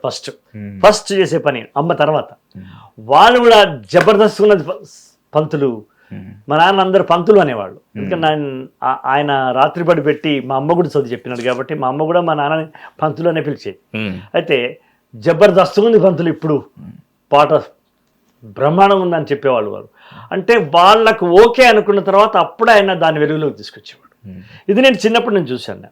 అదే అలవాటు నాకు వచ్చింది. నేను ఏదన్నా పాట రాస్తే ముందు ఇంట్లో వినిపిస్తాను, మా ఆవిడకి వినిపిస్తాను, మా అమ్మ ఉన్నప్పుడు మా అమ్మకి వినిపిస్తాను, తమ్ముళ్ళు ఉంటే తమ్ముళ్ళు. మా ఇంట్లో లక్కీ ఏంటంటే మా ఇంట్లో ఉన్న వాళ్ళందరూ రసజ్ఞులే, అందరూ చెప్పగలిగిన వాళ్ళే. ఇది చాలా బాగుందని చెప్పగలరు, ఇది కొంచెం అటు ఇటుగా ఉందని కూడా చెప్పగలరు. అట్లా నాకు సరిదిద్దడం అనేది నాన్న అమ్మే కాకుండా, తమ్ముళ్ళు చెల్లె కాకుండా, భార్య కాకుండా పిల్లల దాకా అది అలవాటుగా వస్తుంది. ఒక అనూచానంగా, ఒక సంప్రదాయంగా నేను చేసుకున్నాను. అట్లాగే నా ఫ్రెండ్స్. దీని మూలం మీ తల్లిదండ్రుల దగ్గర నుంచి మొదలైంది. అదనమాట. ఇప్పుడు ఎటర్నల్ గా కొనసాగుతుంది. అదనమాట. ఎటర్నల్ పదం చాలా ఎక్కువసార్లు అవసరం కూడా ఉంది. ఇలా నన్ను సరిదిద్దుకుంటూ ఇప్పటికీ నేను ప్రయత్నం చేస్తాను. అది ఏ పాట అయినా సరే. నేను ప్రైవేట్ పాటలు కూడా చాలా రాశాను. అవును. ఇప్పుడు అమరావతి అనే ఒక పాట రాశాను నేను, ఆంధ్రప్రదేశ్ వేర్పడ్డ తర్వాత. మీరు రాశారు అది కూడా? నేను కూడా రాయించుకున్నారు. 13 నిమిషాల పాట బాబు అది. 13 నిమిషాల పాట. ఇలా నేను ఒక జన్మభూమి గీతం రాశాను చంద్రబాబు గారి. తరలుదాము రండి మనం జన్మభూమికి, తల్లి పాల రుణం కొంత తీర్చడానికి. సెకండ్ లైన్ దెబ్బ కొట్టకపోతే నా పెన్ను కదలదు అసలు. పాటలో ఫస్ట్ లైన్ నిన్ను నిలబెట్టాలి, సెకండ్ లైన్ నిన్ను పడగొట్టాలి. లేకపోతే ఆ పల్లవి నేను చింపి పక్కన పెట్టేస్తాను. అది ముందు నన్ను పడగొట్టాలి, లేకపోతే వినవాళ్ళ పడగొట్టాలి. ఫస్ట్ లైన్లో ఏదో పట్టుకోవాలి, పోని క్షమిద్దాం. రెండవ లైన్లో పట్టుకోకపోతే ఆ పాట నేను ముట్టుకొని ఇంకా పక్కన పడేస్తాను. నేను అసలు ఆ పల్లవేపు తీసుకొని no, I'm wrong way, I'm wrong path అనుకుంటాను. ఇది నేను అనుసరించే పద్ధతి. మొట్టమొదటి లైన్ మీరు ఏదైనా తీసుకోండి నా పాటలో, ఎనీ సాంగ్ మీరు తీసుకోండి, రెండో లైనో మూడో లైనో ఫస్ట్ లైనో మిమ్మల్ని పడేస్తుంది. నువ్వు యాడికెళ్తే యాడికొస్తా సువర్ణ, ఎవడైనా రాస్తాడు. నీ ఇంటి పేరు మారుస్తా సువర్ణ. నీ ఇంటి పేరు మారుస్తా అంటే అందులో ఒక చిన్న కమిట్మెంట్ ఉంది, నేను పెళ్లి చేసుకుంటాను. టీచింగ్ లోపల కూడా ఒక చిన్న కమిట్మెంట్ తీసుకొచ్చే ప్రయత్నం చేస్తా. తన కాళ్ళకే పసుపు అవుతాను రో అని రాశారు చంద్రబాబు, మన చందమామ సినిమాలో కృష్ణవంశీ. ఆ కాళ్ళకే పసుపు అవుతానంటే పెళ్లి చేసుకుంటానంటే కదా. ఎంత రేగుముల్లోలే అని రాసినా అందులో మేలుకి వచ్చేసరికి తన కాళ్ళకే పసుపు అవుతాను అనే మాట నాకు పెట్టకపోతే నాకు గిట్టదు. ఒక మనిషి ఉన్నాడు, ఆయన ఇప్పుడు లేరు, ఆయన ఒక మాట అన్నాడు, ఆ తెలుగు పాట ఇప్పుడు ఎలా ఉంది అంటే 150 పదాలు తెలిస్తే ఒక తెలుగు పాట రాస్తున్నారు, పాట అలా ఉంది అని చెప్పేసి అన్నాడు. ఈ అంటే ఈ ఎపిసోడ్లో లాస్ట్ ఈ 10 minutes అయితే ఉందో కొత్త రచయితలకి మాస్టర్ క్లాస్ ఇది. ఫస్ట్ వాక్యంలో నిలబెట్టాలి, రెండో వాక్యంలో పడగొట్టాలి, పాట ఎలా ఉండాలి, ఆ తర్వాత పాట ఇంకా అందుకుంటుంది. దాని తర్వాత ఇది ఫాలో అయితే మాస్టర్ రూల్స్. అద్భుతంగా రాసే వేరే రచయితల పాటలు కూడా చూడండి మీరు. ఫస్ట్ లైన్ లో అయిపోయింది, సెకండ్ లైన్ కొట్టేస్తారు వాడు, కొట్టేగానే తెలిసిపోతుంది ఈ పాట హిట్ అవుతుంది. సినిమా హిట్టా కాదా అని నేను చెప్పలేను, అది ప్రేక్షకులుగా ప్రజలు చెప్తారు. అది కానీ పాట హిట్టా కాదా అని నేను చెప్పగలను కదా. అది ఎవరైనా సరే, నాకంటే నా చిన్న కొడుకు కంటే చిన్నోడు అనంత శ్రీరామ్ కావచ్చు, నాకన్నా పెద్ద అయిన నారాయణ రెడ్డి గారు కావచ్చు, ఏదైనా సరే నేను తప్పని అనుకుంటాను, ఎస్ ఇది ఇది ఇది నిలబెడుతుంది ఈ పాట అని. అదే నేను అనుసరిస్తాను. అదే. గురుగారు నాకు ఒకటి అనిపిస్తుంది, మీరు చాలా పుస్తకాలు రాశారు, మీరు చేసిరో లేదు నాకే తెలియదు, కానీ మీ తల్లిదండ్రుల మధ్యలో కొన్ని మూమెంట్స్ ఉన్నాయి, బ్యూటిఫుల్ మూమెంట్స్ ఉన్నాయి. వాటిని, ఆ సందర్భాలన్నింటినీ ఒక పుస్తకం తీసుకొస్తే చాలా గొప్పగా ఉంటుంది అనిపిస్తుంది. ఇప్పుడు ఇందాక ఒక మాట చెప్పారు, ఒక పాటకి ఫస్ట్ శ్లోతం మీ అమ్మే, ఇది ఇట్లా ఉంది అని ఒక ప్రూఫ్ రీడింగ్ మీ అమ్మ దగ్గరికి వస్తే ఆ లెఫ్ట్ రైట్ నచ్చలేదు, ఇంకేదో అంటే మార్చారు. తర్వాత మీకు ఏదో మనసులో ఏదో బాధగా ఉంది, ఏం చేద్దాం, ఒక సంగీతంతో నింపుదాం, హార్మోనియం పెట్టి తీసుకొస్తే, నాకు తెలిసి ఇవి తీసుకొస్తే సినిమాల్లో మిథునం అయినట్టు బుక్స్ లో ఒక మిథునం అవుతుంది. ఇది మీరు మీకు అంటే నా సజెషన్ మీరు తీసుకుంటారో నాకు తెలియదు, కానీ నాకు అనిపించింది. అయితే చాలా వరకు చూస్తున్నప్పుడు నోబెల్ ప్రైజ్లు అప్పట్లో సాహిత్యంలో చాలా తక్కువగా వస్తాయి ఇండియన్స్ కి, ముఖ్యంగా ఒక రవీంద్రనాథ్ ఠాగూర్ గారికి అనుకుంటే సాహిత్యంలో మన దేశంలో వచ్చింది. కడుపు కాలితేనే, మంట రగిలితేనే కవిత్వం పుడుతుందని అంటారు, శ్రీశ్రీ కూడా అంటారు అన్నమాట. మీరు లైక్ ఎన్నో చేశారు అన్నారు కదా, మీ ఒక 20-22 years వచ్చే వరకు కూడా చాలా పడ్డారు, చాలా చూశారు. అప్పట్లో బాధ్యతలు కొంచెం తొందరగా ఎక్కువగా తీసుకోవాలి, తొందరగా అంటే ఒక 9 ఏళ్ళకే తీసేసుకోవాలి, 10 ఏళ్ళకే తీసుకోవాలి. అసలు ఆ జీవితం ఎలా ఉండేది? మీరు ఆ ప్రాసెస్లోనే మీకు శ్రమైక జీవనం తెలిసింది, ఏం చేయాలి, ఏంటి, వాళ్ళ బాధలు ఏంది, వాళ్ళ చెమట ఏంది, వాళ్ళ బాధ అన్నీ తెలిసింది. ఆ జీవితం ఎలా ఉండేది అసలు? అంటే శ్రమైక జీవనం అంటే ఇప్పుడు 10th వరకు అయితే నేను మా ఊళ్ళోనే మా అమ్మ నాన్న దగ్గర ఉండేవాడిని, సీతారాంపురం నడుచుకుంటూ వెళ్ళేవాడిని. సీతారాంపురం అంటే మా అక్కయ్య కొడుకు ఉత్తేజూరు అనమాట. అది మీకు ఇండస్ట్రీకి రావడానికి ఒక చిన్న తీసుకొచ్చింది. చాలా వరకు ఒప్పుకోరు పెద్దలు, ఒక ఏజ్ వచ్చిన తర్వాత, ఒక స్టేజ్ వచ్చిన తర్వాత, లేదు నేనే కష్టపడ్డాను అంటారు, కానీ మీకు ఏ ఇది లేకుండా. లేకపోతే సినిమానే లేదు నాకు. వాడు తీసుకొచ్చి ఇంట్లో ఉంచుకుని నేను ఎక్కడ ఉండాలి, మీ అల్లుడు అయ్యండి రామయ్య అని చెప్పేసి, ఎక్కడ ఉండాలంటే నా దగ్గరే ఉండు, నా దగ్గరే తిను, ఓకేనా. నేను ఎవరి దగ్గరికి ఒక్కరిని పోయి అక్కడ గేట్ దగ్గర నిలబడను, లేదు నేను నిన్ను తీసుకుపోయి దాసరి గారి దగ్గరికైనా సరే నేనే తీసుకెళ్తా, నిన్ను ఏ గేట్ దగ్గర ఎవడు అప్పుడు. ఇన్ని వాగ్దానం అయిన తర్వాత వచ్చా. అంటే మీరు అప్పటికే మీరు ఒక ఉపాధ్యాయులు, గవర్నమెంట్ టీచర్. నేను స్వతహాగా మీకు ఒక వెయిటేజ్ ఉంటుంది, నేను ఇది చేయగలను, ఇది రాయగలను అని ఆత్మాభిమానం ఎక్కువ ఉంటుంది. అప్పటికే నేను కరీంనగర్ జిల్లా లోపల ఒక మంచి కవిగా నాకు ఒక పేరుంది, కాబట్టి నాకు వారసత్వ పరంగా కూడా మీ తల్లిదండ్రుల నుంచి వచ్చిన పేరు కూడా చాలా ఎక్కువ ఉంది, కాబట్టి నాకు అది ఇష్టం ఉండదు. నేను ఎప్పుడు ఇంతవరకు 32 సంవత్సరాల్లో నేను ఎప్పుడు పని లేకుండా ప్యాడ్ పట్టుకొని ఏ ఆఫీస్కి వెళ్ళింది లేదు. అది ఎవరన్నా అది గర్వంగా అనుకున్నా కూడా క్షమించాలి, బట్ నేను ఎప్పుడు ఇట్లా వెళ్ళింది, పిలిస్తేనే వెళ్ళాను, ఎవరైనా సరే. అలా పని లేకుండా వెళ్ళింది ఒకే ఒక కాంపౌండ్, 2 కాంపౌండ్స్ ఉన్నాయి. ఒకటి దాసరి గారి కాంపౌండ్, పని లేకుండా వెళ్ళేవాడిని. ఆయన చెప్పాడు, నీకు పని లేకుంటే నా దగ్గరికి రా, ఇక్కడే కూర్చో, ఊరికే టైంకి భోంచేయి, నిద్ర వస్తే ఎడిటింగ్ రూమ్లోనో ఎక్కడ పోయి పడుకో, కానీ ఎక్కడ నిలబడద్దు నువ్వు అని చెప్పాడు తండ్రి. మీరు ఆయనకి చాలా రుణపడి ఉన్నారు కదా. I love him. అట్లాగే పని లేకుండా వెళ్ళి భోంచేయగలిగేటువంటి ఆఫీస్ ఏదైనా ఉందంటే, ఏదన్నా ప్లేస్ ఉందంటే ఆర్ నారాయణమూర్తి గారిది. పని ఉన్నా లేకున్నా వెళితే, ఏ టైంకి వెళితే ఆ టైంకు భోజన టైమా, టిఫిన్ టైమా, నేను కూడా ఎలాంటి బిడియం లేకుండా తినగలిగే చోటు 2, ఒకటి దాసరి గారిది, ఒకటి ఆర్ నారాయణమూర్తి గారిది. కాబట్టి నేను ముందు నుంచి నాకు అలవాటు, ఇప్పుడు ఆకలితో చస్తాం కానీ ఆత్మాభిమానాన్ని చంపుకోలేము మనం. ఇది మన మట్టి మనకిచ్చినటువంటి అదనమాట.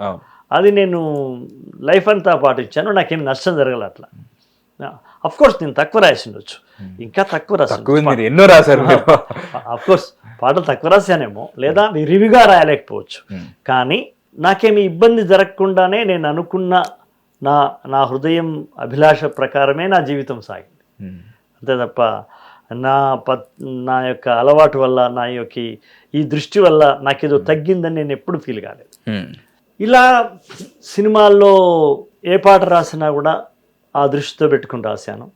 అలాగని నేను కేవలం శృంగారం కూడా రాయలేదా అంటే ఎందుకు రాయలేదు, రాయకపోతే ఇక్కడ పనే వెళ్ళదు కదా. ఇప్పుడు మోహన్ బాబు గారు అన్నారు ఒకసారి, నువ్వు అన్నీ దాసరి గారి పాటలే రాస్తే నువ్వు ఏడాదికి ఒకటే రాయాలి, నువ్వు రా నా దగ్గరికి వచ్చి కమర్షియల్ పాటలు కూడా రాయి అని చెప్పి రాయించినటువంటి మిమ్మల్ని తిరుపతికి తీసుకెళ్ళి వ్యక్తి అనమాట. అలాగే శ్రీహరి గారు కూడా నన్ను బాగా, నా ప్రతి సినిమాలో నీకు పాటలు ఉంటాయి, నువ్వు ఎప్పుడు నిరాశపడి వెళ్ళొద్దు అని చెప్పినటువంటి వాడు. ఆ తర్వాత రాఘవేంద్రరావు గారు, కీరవాణి గారు, ఇట్లా అనేక మంది నన్ను ప్రోత్సహించినారు. మీరు 16కి సింగిల్ కార్డ్ రాశారు. మీరు సింగిల్ కార్డ్ కాదే, ఆల్ సాంగ్స్ అంటే వికీపీడియాలో చాలా వరకు ఆల్ సాంగ్స్ అని ఉంది. లేదు తప్పది. ఎన్ని సాంగ్స్ రాశారు మీరు? 16 నేను అందులో దేవుడు వరం అదొకటేనా? అదొకటే రాశా. అది వికీపీడియా చాలా తప్పు చెప్పింది. వికీపీడియా ఇంకా చాలా తప్పులు చెప్తుంది. ఏంటంటే మీ బర్త్డే విషయంలో కూడా చాలా తప్పులు ఉన్నాయి. కరెక్ట్ బర్త్ డేట్ ఏంటి గురుగారు? అది కరెక్ట్ బర్త్ డేట్ మేలా ఏప్రిల్? అది 2 డేట్స్ చూపిస్తుంది. మే వైశాఖ పూర్ణిమ నాడు పుట్టాను నేను. అయితే 16 వరకు వస్తే మీరు నేనేమనుకున్నానంటే వికీపీడియా చెప్పిన దాని ప్రకారం నేనేదో చిన్న హోంవర్క్ చేసుకుని వస్తాను కాబట్టి అందులో ఆల్ సాంగ్స్ అని ఉంటే, అరే సింగిల్ కార్డ్ రాయించేంతలా గంటేడు కృష్ణ గారికి వీకి ఎలాంటి రిలేషన్ ఉండేది? లేదు, ఎందుకంటే చాలా వైరల్ ఆ పాట, ఇప్పటికీ టైంతో పాటు ట్రావెల్ అవుతుంది. స్టిల్ నాకు తెలిసి సినిమాలో ఇప్పుడు కొంచెం ట్రోలింగ్ కి దానికి దీనికి వాడుతున్నారు కానీ, అవును అప్పటి వాడివా ఆ కాలం వాడివా అని చెప్పడానికి వాడుతున్నారు కానీ ఇట్స్ స్టిల్ అ మెలోడీ. ఆయన ఏమైపోయారు తర్వాత? మీరు టచ్ లో ఉన్నారా గంటేడు కృష్ణ గారు? ఇప్పుడు ఈ సినిమా చాలా అన్సర్టైన్ మాయా, మాయలమారటిది కూడా ఇదొక మాయా. ఓకే, అంటే ఏదో రకంగా ఎక్కడో కొనసాగుతూ ఉంటారు, కానీ ఒక ప్రయాణంలో చాలామందిని నేను చూశాను. ప్రయాణంలో కొందరు మధ్యలో అటు ఇటు కావడము, లేదా వేరే వ్యాపారాల వైపు వెళ్ళిపోవడము ఏదో జరిగి ఉంటుంది. అప్పుడైతే అద్భుతమైన మ్యూజిక్ డైరెక్టర్గా తను వచ్చినాడు కొత్తగా. ఆ తర్వాత చాలామంది వచ్చినారు. అయితే ఈ ఉత్థానమైన పతనం అనేది సినిమాలో చాలా ఉంటుంది. ఎప్పుడు అప్డేట్ కాకపోతే, ఏ రంగంలోనైనా కూడా అప్డేట్ కాకపోతే మనం ఆగిపోవాల్సి వస్తుంది. ఎప్పటికప్పుడు అప్డేట్ కావాలి, నేర్చుకుంటూనే. ఇప్పుడు మనము మౌనముగా నీ మనసు పాడిన వేణుగానమును వింటిలే అని ఆ పద్ధతిలో ఆ ఛాయలో రాద్దామంటే, ఇవాళ హీరోయిన్లకి ఉన్నటువంటి కథలు కావచ్చు, లేదా డైరెక్టర్ల అభిరుచులు కావచ్చు, అంత మెలడీ ఇప్పుడు అక్కర్లేదు. ఇది కాలం తీసుకొచ్చిన మార్పు. ఈ కాలం తీసుకొచ్చిన మార్పుకి రైటర్లు కానీ, మ్యూజిక్ డైరెక్టర్లు కానీ అందరూ మారుతున్నారు కదా. అలా మారడంలో ఏమైనా వెనక ముందులు, లేకపోతే కొంచెం మందగించితే ఇబ్బందులు ఎదుర్కొన్న వాళ్ళని చూశాను నేను. మందగించక ముందు కడిగై, వెనకబడితే వెనకేనోయి, దేశమును ప్రేమించు అన్నాను. అలా అద్భుతమైన టాలెంట్ ఉన్నవాళ్ళు, రకరకాల ఒత్తిళ్ళు కావచ్చు, లేకపోతే ఇంకా ఏవో దాని అంటారు ప్రొఫెషనల్గా ఉండే ఇవన్నీ ఉంటాయి కదా. అవును, చాలా ఉంటాయి. ఇక్కడ ఉండేవే క్యాలిక్యులేషన్స్ కదా.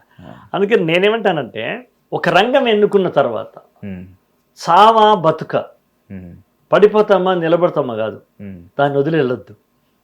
ఇది నేను బాగా నమ్ముకున్న విషయం అనమాట. You have to continue. చూద్దాం, సరిపోతుంది. ఇప్పుడు నేను కూడా అనేక సార్లు పాటలు లేకుండా గడిపిన రోజులు ఉన్నాయి. అంతెందుకు, పెద్ద పెద్ద హీరోలు కూడా ఒక 1 year ఫెయిల్యూర్స్ ఎదుర్కొని మేకప్ లేకుండా ఉన్న కాలాలు కూడా ఉంటాయి. అది ఇప్పుడు రామారావు గారు, ఎన్టీ రామారావు గారే చాలా సినిమాలు ఫెయిల్ అయిపోయి చాలా బాధలో ఉన్నప్పుడు దాసరి గారు వెళ్ళి అడిగితే, నేను ఇప్పుడు కొంచెం నా టైం బాగాలేదయ్యా, నువ్వు చాలా అద్భుతంగా ఎదుగుతా ఉన్నావు, ఇప్పుడు నన్ను ఎందుకులే, నేను వేరే వాళ్ళతో తీసుకుంటే ఆయన ఒక అద్భుతమైన మాట అన్నాడు దాసరి గారు, ఎన్టీ రామారావు గారిని. సార్ మీరు ఫెయిల్యూర్ కాదు సార్, మీ కథలు ఫెయిల్యూర్ సార్, నా కథ మీద నమ్మకం ఉంది, మీరు రండి సార్ అన్నాడు. That is Dasari sir. అదే మనుషులంతా ఒకటే. మళ్ళీ ఒక పెద్ద హిట్ అది రామారావు గారికి. ఇలా అలాంటి దాసనారాయణరావు గారు కూడా మళ్ళీ ఒకసారి ఫెయిల్ అయినారు. కానీ మళ్ళీ ఉసే రామలతో ఆయన ఇంకొక ఇన్నింగ్స్ ప్రారంభం చేస్తారు. ఇది సర్వసాధారణం. ఇక్కడ సినిమాలు సర్వసాధారణం. కాకపోతే మనం కొంచెం ఓపిక వహించడము లేదా పోరాటం తీవ్ర స్థాయిలో చేయడం ఉండాలి తప్ప ఇంక వేరే ఏం లేదు. నేను అట్లాగే 32 సంవత్సరాలు నడుస్తున్నానని అనుకుంటున్నాను. అవును, నాకు మొన్న ఇటీవల వచ్చిన RRRలో నేను రాసిన పాట కూడా నన్ను నిలబెట్టినట్టే కదా. అలాగే కన్నప్ప సినిమాలో నేను ఒక 7-8 పాటలు రాశాను, ఆధ్యాత్మిక పాటలు, పూర్తిగా కొత్త జోనర్. మోహన్ బాబు గారు నా మీద ఉన్న ప్రేమతో విశ్వాసంతో పాటలు రాయించారు. కాబట్టి ఓపిక వహించి మన యొక్క ప్రతిభను మనం ఎప్పుడు స్థానబెట్టుకుంటూ ఉంటే మనకు లైఫ్ ఉంటుంది సినిమాలో. వికీపీడియా తప్పుగా చెప్పింది కాబట్టి, అంటే మీ బర్త్ రేట్ విషయంలో తప్పు చెప్పింది, మీరు రాసిన సినిమాల్లో ఆల్ సాంగ్స్ అని చెప్పేసి అందులో డేటాతో చెప్పింది కాబట్టి, ఇక మీదట ఇప్పుడు నెక్స్ట్ అడిగే క్వశ్చన్స్ ఏవైతే ఉంటాయో అందులో పాట మీరు రాసారు లేదని ఒకసారి క్రాస్ చెక్ చేసుకుని అడుగుతాను. నాకు ఒక అండర్ రేటెడ్ సాంగ్ చాలా ఇష్టం, అది అమ్మ చెప్పింది అనే సినిమాలో. అమ్మ చెప్పింది, మాటలతో పదాలే షికారుకి వెళ్తే అది మీరే రాసి. నేనే రాశాను. అది నాకు అత్యంత ఇష్టమైన పాట. అయ్యో, నేను చాలా వరకు కీరవాణి గుండం గంగరాజ్ గారు డైరెక్టర్ గారు ఆ పాట నాకు చాలా ఇష్టం.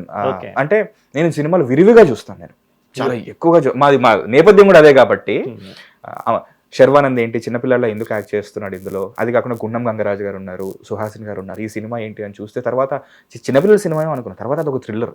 దాని ఉద్దేశం చాలా అందులో 2 పాటలు ఉంటాయి. అందులో ఈ పాట నాకు పాటలతో స్వరాలే షికారుకి వెళ్తే గీత, అందంగా నిశ్శబ్దం తలుచుకుంటే సంగీతం అన్నారు.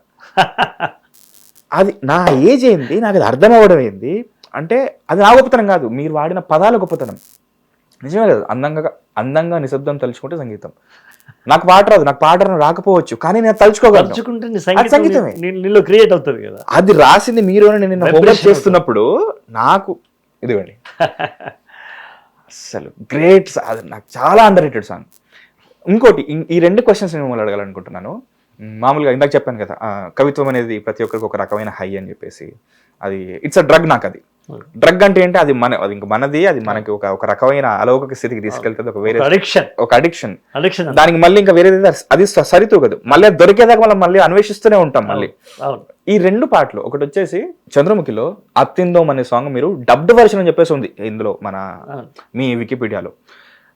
అంటే ఒరిజినల్ లిరిక్స్ వాళ్ళ పిఏ గారు రాసారా లేకపోతే తమిళంలో పాట ఉంటుందిగా? అవును, తమిళంలో పాట వచ్చిన తర్వాతనే తెలుగులో రాస్తాం. ఓకే, ఎందుకంటే వాళ్ళు షూట్ చేస్తారు అక్కడ.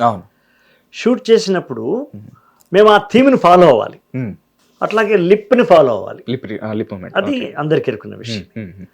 అయితే కొన్ని విషయాల్లో మనం స్వతంత్రం తీసుకోవచ్చు.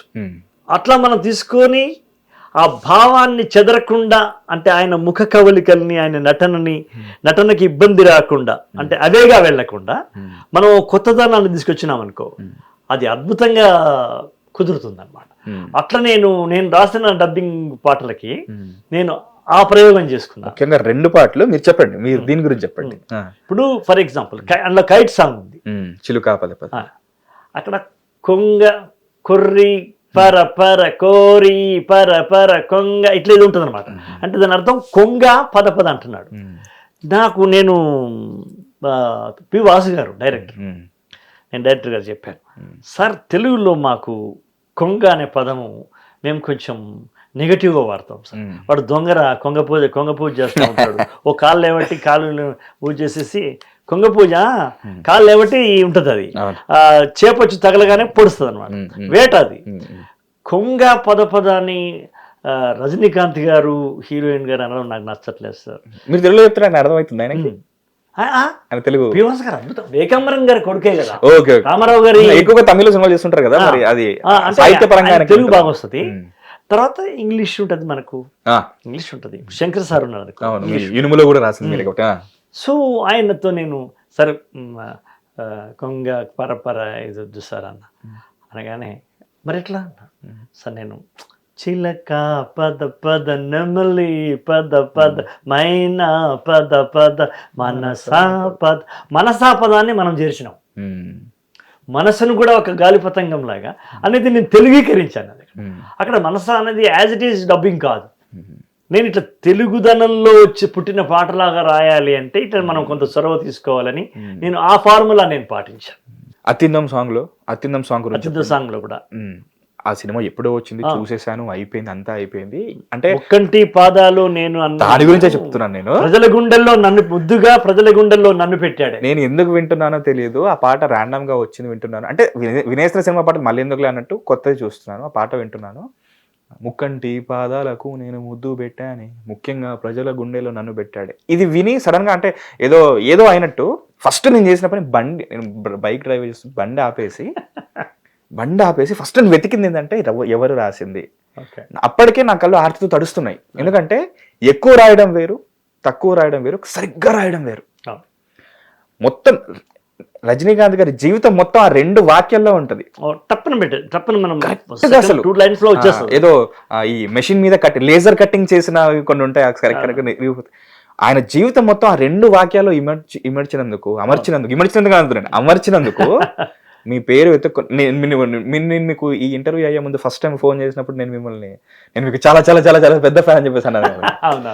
దానికన్నా సందర్భం భద్రాచలం అయితే దీని తర్వాత బలపడింది అనమాట. నాకు తెలియకుండా ఒక 10 నిమిషాలు ఇడుస్తున్నాను. అందులో లిప్ కూడా ఉంటుంది చూడు మహేష్.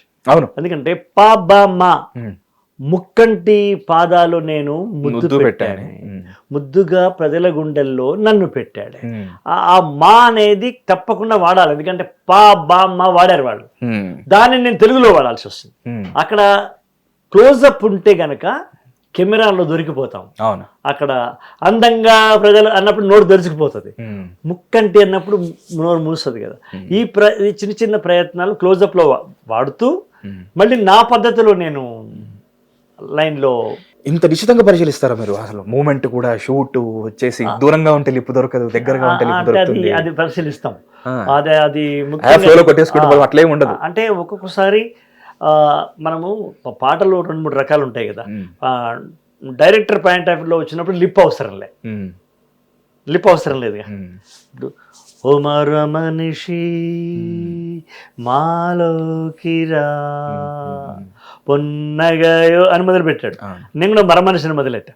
అలా రాసినప్పుడు అక్కడ ఎవరు పాడతలా, అది మ్యూజిక్ వస్తూ ఉంటే, పాట వస్తూ ఉంటే అక్కడ రోబో తయారవుతుంటాడు. సినిమా చూసారు, అవసరం లేదు. అలాంటప్పుడు అవసరం లే. కానీ నేనేమంటానంటే ఎందుకు దొరకవా మన దగ్గర అనేది ఒక చిన్న తిక్క అనమాట. అందులో ఆయన పాడినాడు, మనం కూడా మా మీదనే పెడదామా అని అట్లా తిక్క. పెట్టకుండా ఏం కాదు అక్కడ పెట్టడం. కానీ ఇప్పుడు లిప్ మూమెంట్లో ఒక డ్యూయట్ అనుకో, అలా ఒకసారి గమ్మతయింది. వాజీ వాజీ వాజీ అనే పాట ఉంది శివాజీది. అందులో పువ్వల్లే నవ్వుల్ నవ్వుల్ నవ్వల్లే మువ్వల్ మువ్వల్ అని పెట్టాను. అసలు అక్కడ మవ్వల్ అన్నారు వాళ్ళు. మవ్వల్ అంటే ఇది పూల చెండు లాంటి, మువ్వలు అంటే గజ్జలు. నేను మువ్వలను పెట్టేస్తే శంకర్ సార్ అన్నారు, నువ్వు మువ్వలను పెట్టినావు కానీ మువ్వలు అంటే గజ్జలు సార్ అంటాను. కానీ కరెక్ట్ గా కుదిరిందయ్యా, మొవ్వలు అంటే గజ్జలు కూడా పనికొస్తుంది యాక్టింగ్ అని అన్నాను. తమిళ వాళ్ళు ఇక్కడ తెలుగు వాళ్ళు మొవ్వలు అన్నాడు ఆయన. నేనేమన్నాను మువ్వలు, ఈ గజ్జలు కూడా గలగలు అంటాం కదా ఇట్లా. ఆ యాక్టింగ్ పట్టుకున్నాను నేను. పట్టుకుని మువ్వలు పెడదాం ఏమవుతుంది అనుకున్నాను. అది శంకర్ సార్ గుర్తుపెట్టాడు. అన్నాడు ఇట్లా మువ్వలు అంటే సార్ ఇవి గజ్జలు సార్ అని. సూపర్ అన్నాడు ఆయన. సూపర్, నువ్వు దాన్ని పట్టుకున్నావు అన్నాను. ఇది నాకు కావాల్సిన హై సార్. అసలు నాకు ఇవి తెలుసుకుంటున్నప్పుడు, ఎందుకంటే ఇవి చాలా రేర్ పీపుల్ తెలుస్తాయి ఆ అబ్జర్వేషన్. కానీ I have I for detail నాకు ముఖ్యంగా. అండ్ ఇంకో సాంగ్ గురించి చెప్పాలి మీకు. Thank you so much. మీరు సౌరా సాంగ్ రాశారు భారతీయుడు 2కి. దట్స్ మై అంటే ఇంకేం మనిషి ఆశాజీవి అయినా కానీ అతనికి నిస్సత్తు ఆవహించకుండా ఉండదు. అలాంటి సందర్భాలు ఎన్నో ఉన్నాయి, నాకు వస్తూనే ఉంటాయి. అసలు లైఫ్ అంతా నాకు ఏదైనా సాంగ్ అంటే నా స్కూల్లో ఉన్నప్పుడు భద్రాచలం సాంగ్ ఏదైతే ఉందో, నాకు ఈ మధ్య కాలంలో రిలీజ్ అయిన one of the best and finest songs ఏదైనా ఉందంటే నాకు తెలియకుండా నేను దాన్ని ఓన్ చేసేసుకున్నాను. తర్వాత తెలిసింది మళ్ళీ మీరు రాశారని చెప్పేసి.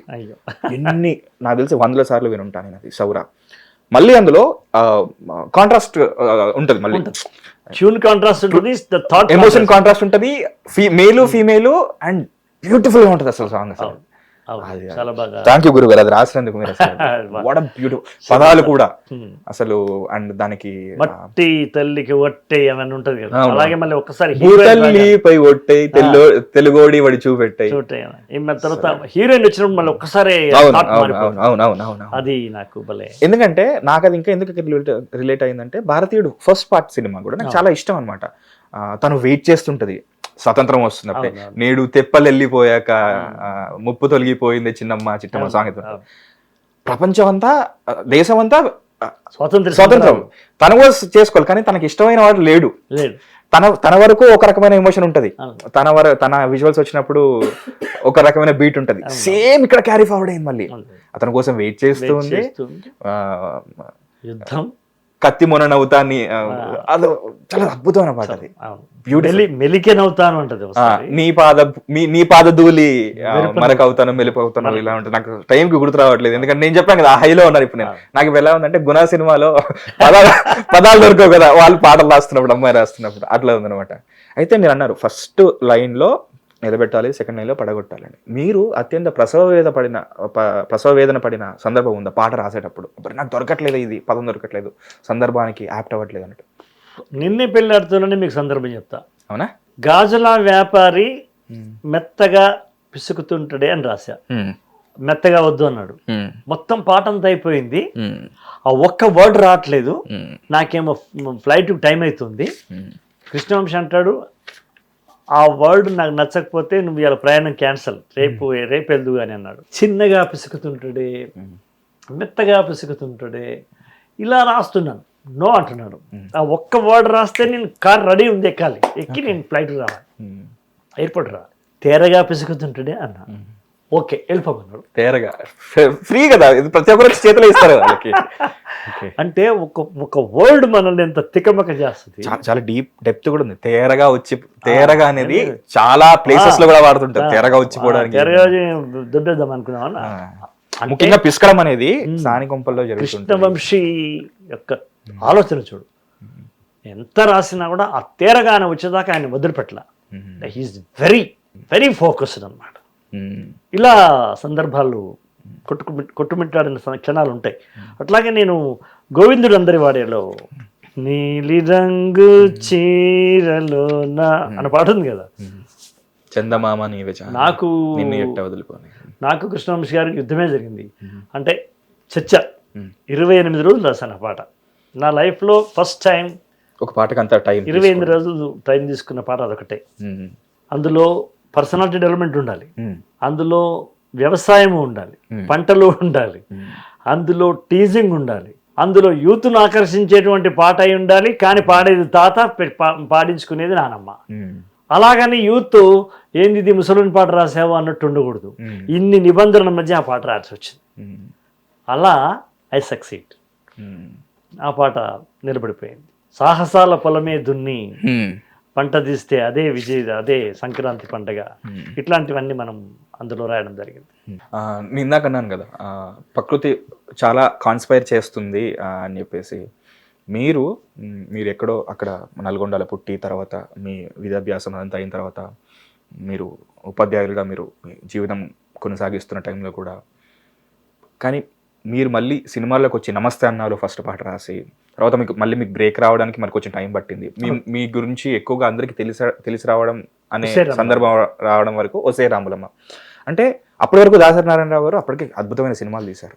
ఆ స్టేజ్కి వచ్చేసరికి అంటే ఆయన ఇలాంటి కథాంశంతో కథించుకోవాలి, ఇలాంటి కథలు కూడా చెప్పాలి అంటే అప్పటి వరకు తెలంగాణ నేపథ్యం ఒకటి, అప్పటి వరకు ఒక రకంగా చూస్తారు, ఆ తర్వాత ఒక రకంగా చూస్తారు. ముఖ్యంగా పాట అనేది తెలంగాణకి ఉద్యమం ప్రకారం చూసుకున్నా సరే ఇంకేదైనా చూసుకున్నా పాటే ముందుకు తీసుకెళ్ళింది. దేన్నైనా సరే ఆనాటి సాయుధ పోరాటమైనా కావచ్చు, అవును అంత పూర్వం కావచ్చు, మొన్నటి తెలంగాణ రాష్ట్ర బండి గట్టి కానీ ఏదైనా కానీ. అంటే ఇక్కడ నేను లైన్ గీస్తున్నాను బేసిస్ చూపిస్తున్నాను కాదు, కానీ పాట అనేది ఆంధ్ర వైపు ఒక ఎంటర్టైన్మెంట్ అయితే తెలంగాణ వైపు అది ఒక ఉద్యమం అయింది. ఎగ్జిస్టెన్స్ కి ఒక జెండా లాగా నిలబడింది. మీరు అప్పటి వరకు మీరు మళ్ళీ మీకు వచ్చి రాగానే మీరు ఒసే రామలమ్మ అందుకుంటారో తెలియదు. అవును. వచ్చిన తర్వాత కూడా మీకు ఒక భయం ఉండొచ్చు, బిడే ఉండొచ్చు, ఎట్లా చేయాలి ఏంది ఏమన్నా ఉండొచ్చు. కానీ మీరు కరెక్ట్గా ఆయన దాసరి నారాయణరావు గారు అది తీసే టైంకి మీరు ఒసే రామలమ్మ సందర్భం మీకు కనుక ఇస్తే మీరు రాయగలగల మీరు ఉండాలి. కానీ అదంతా స్టార్ట్ అవ్వాలంటే దానికన్నా ముందు అవ్వాలి. సో నమస్తే అన్న నుంచి స్టార్ట్ అయ్యి తర్వాత కొన్ని రాసి చాలా రాసి దానికి పెద్దగా టైం వచ్చినా పేరు వచ్చినా లేదు. కానీ ఒసే రామలమ్మ నుంచి మిమ్మల్ని అంటే ప్రకృతి మిమ్మల్ని సంసిద్ధం చేసింది. కరెక్ట్గా కరెక్ట్ మిమ్మల్ని చేసింది. మరి ప్రపంచంలో విశ్వంలో ఎంతమంది ఉన్నా కూడా నేచర్ కనెక్షన్ ఎంతమంది ఉన్నారు, ఎంతమంది రచయితలు ఉన్నారు. అందరూ నాకన్నా గొప్పగా రాశారు. ఏ సిరివెన్నెల గారు రాయరా అని అడిగితే ఆయన రాస్తారు. కానీ మిమ్మల్ని ఆ టైంకి అక్కడ తీసుకురావడం అయితే ఉందో ఇట్స్ నేచర్. మళ్ళీ మీకు స్వతహాగా కూడా మీ ఈ విషయం గురించి నేను చర్చించాలనుకోవట్లేదు. తండ్రి గారి మరణం కానీ ఇంకేదైనా అవ్వచ్చు, వారసత్వం ఏదైనా ఉండొచ్చు. మళ్ళీ భూమి గుండ్రంగా ఉంటుంది అన్నట్టు మళ్ళీ రజాకారికి రాశారు మీరు. అవును. నా చుట్టూ ఉన్న వాతావరణం కూడా నన్ను అట్లా ప్రేరేపిస్తుంది కదా. మా అమ్మ చెప్పే కథలు, మా అమ్మ చూసిన జీవితం, మా అమ్మ చూసిన పోరాటం, చేసిన పోరాటం, చూసిన పోరాటం, ఇవన్నీ కూడా నా మీద నా బాల్యంలో నాకు చెప్పినప్పుడు నా లోపల ఇంకిపోతాయి. అది కరెక్ట్ గా నాకు నేచర్ నన్ను తీసుకొచ్చి మొదటి హిట్ ఒసే రామలమ్మకి ఇవ్వడం లోపల ఇది నేచర్ యొక్క పాత్ర. మీరు బ్లెస్డ్ గురువు గారు. లేకపోతే దాసరి నారాయణరావు గారు నేను రాకన్నా 10 ఏళ్ల ముందు కూడా ఒసే రామలమ్మ తీయొచ్చు, లేదా నేను వచ్చిన తర్వాత ఒక 10 ఏళ్ళ తీయొచ్చు.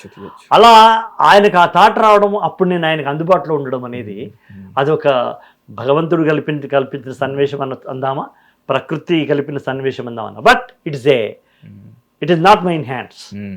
నా చేతుల్లో ఉన్నది కాదన్న. నేను చెప్పలేదు కవిత్వం మనిషిని ఎంచుకుంటుందని, మిమ్మల్ని ఎంచుకుంటుందన్న. రైట్, కరెక్ట్గా అది ఎన్నుకుంది. అప్పుడు అక్కడతో నాకు ఒక బ్రేక్, దాన్ని ఏమంటారు, టేకప్ అంటారా, ఒక ఆర్క్ వచ్చింది అప్పటి నుంచి ఇంకా టేకప్ రావడం జరిగింది అన్నమాట. నాకు లక్కీగా నాకు ఇష్టమైన రచయిత సిరివెన్నెల సీతారామ శాస్త్రి గారు కూడా. ఆయన మనసిచ్చి చూడు అనే సినిమాకి రాసిన తర్వాత లవ్ చేయండి రా మీరు లాభ పండ్రా అనే సాంగ్ చేసి మాది ఇంకా క్యాసెట్ నేపథ్యం అని చెప్పాను కదా, ఇంకా అవన్నీ చదువుతూ వచ్చి ఆయన కలిసే అవకాశం వచ్చింది. శివరాత్రి రోజే కలిసాను నేను. ఆయన పాట రాసే విధానం చూసాను నేను.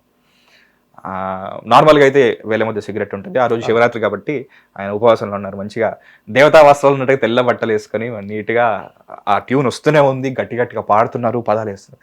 మీరు పాట రాసే విధానం ఎలా ఉంటుంది? చాలా ఏకాంతంగా కూర్చొని రాస్తారా, లేకపోతే లౌడ్గా ఎట్లా ఉంటుంది అది? అంటే నేను చూడలేదు ఎప్పుడు, ఆ సందర్భం నాకు దొరకలేదు.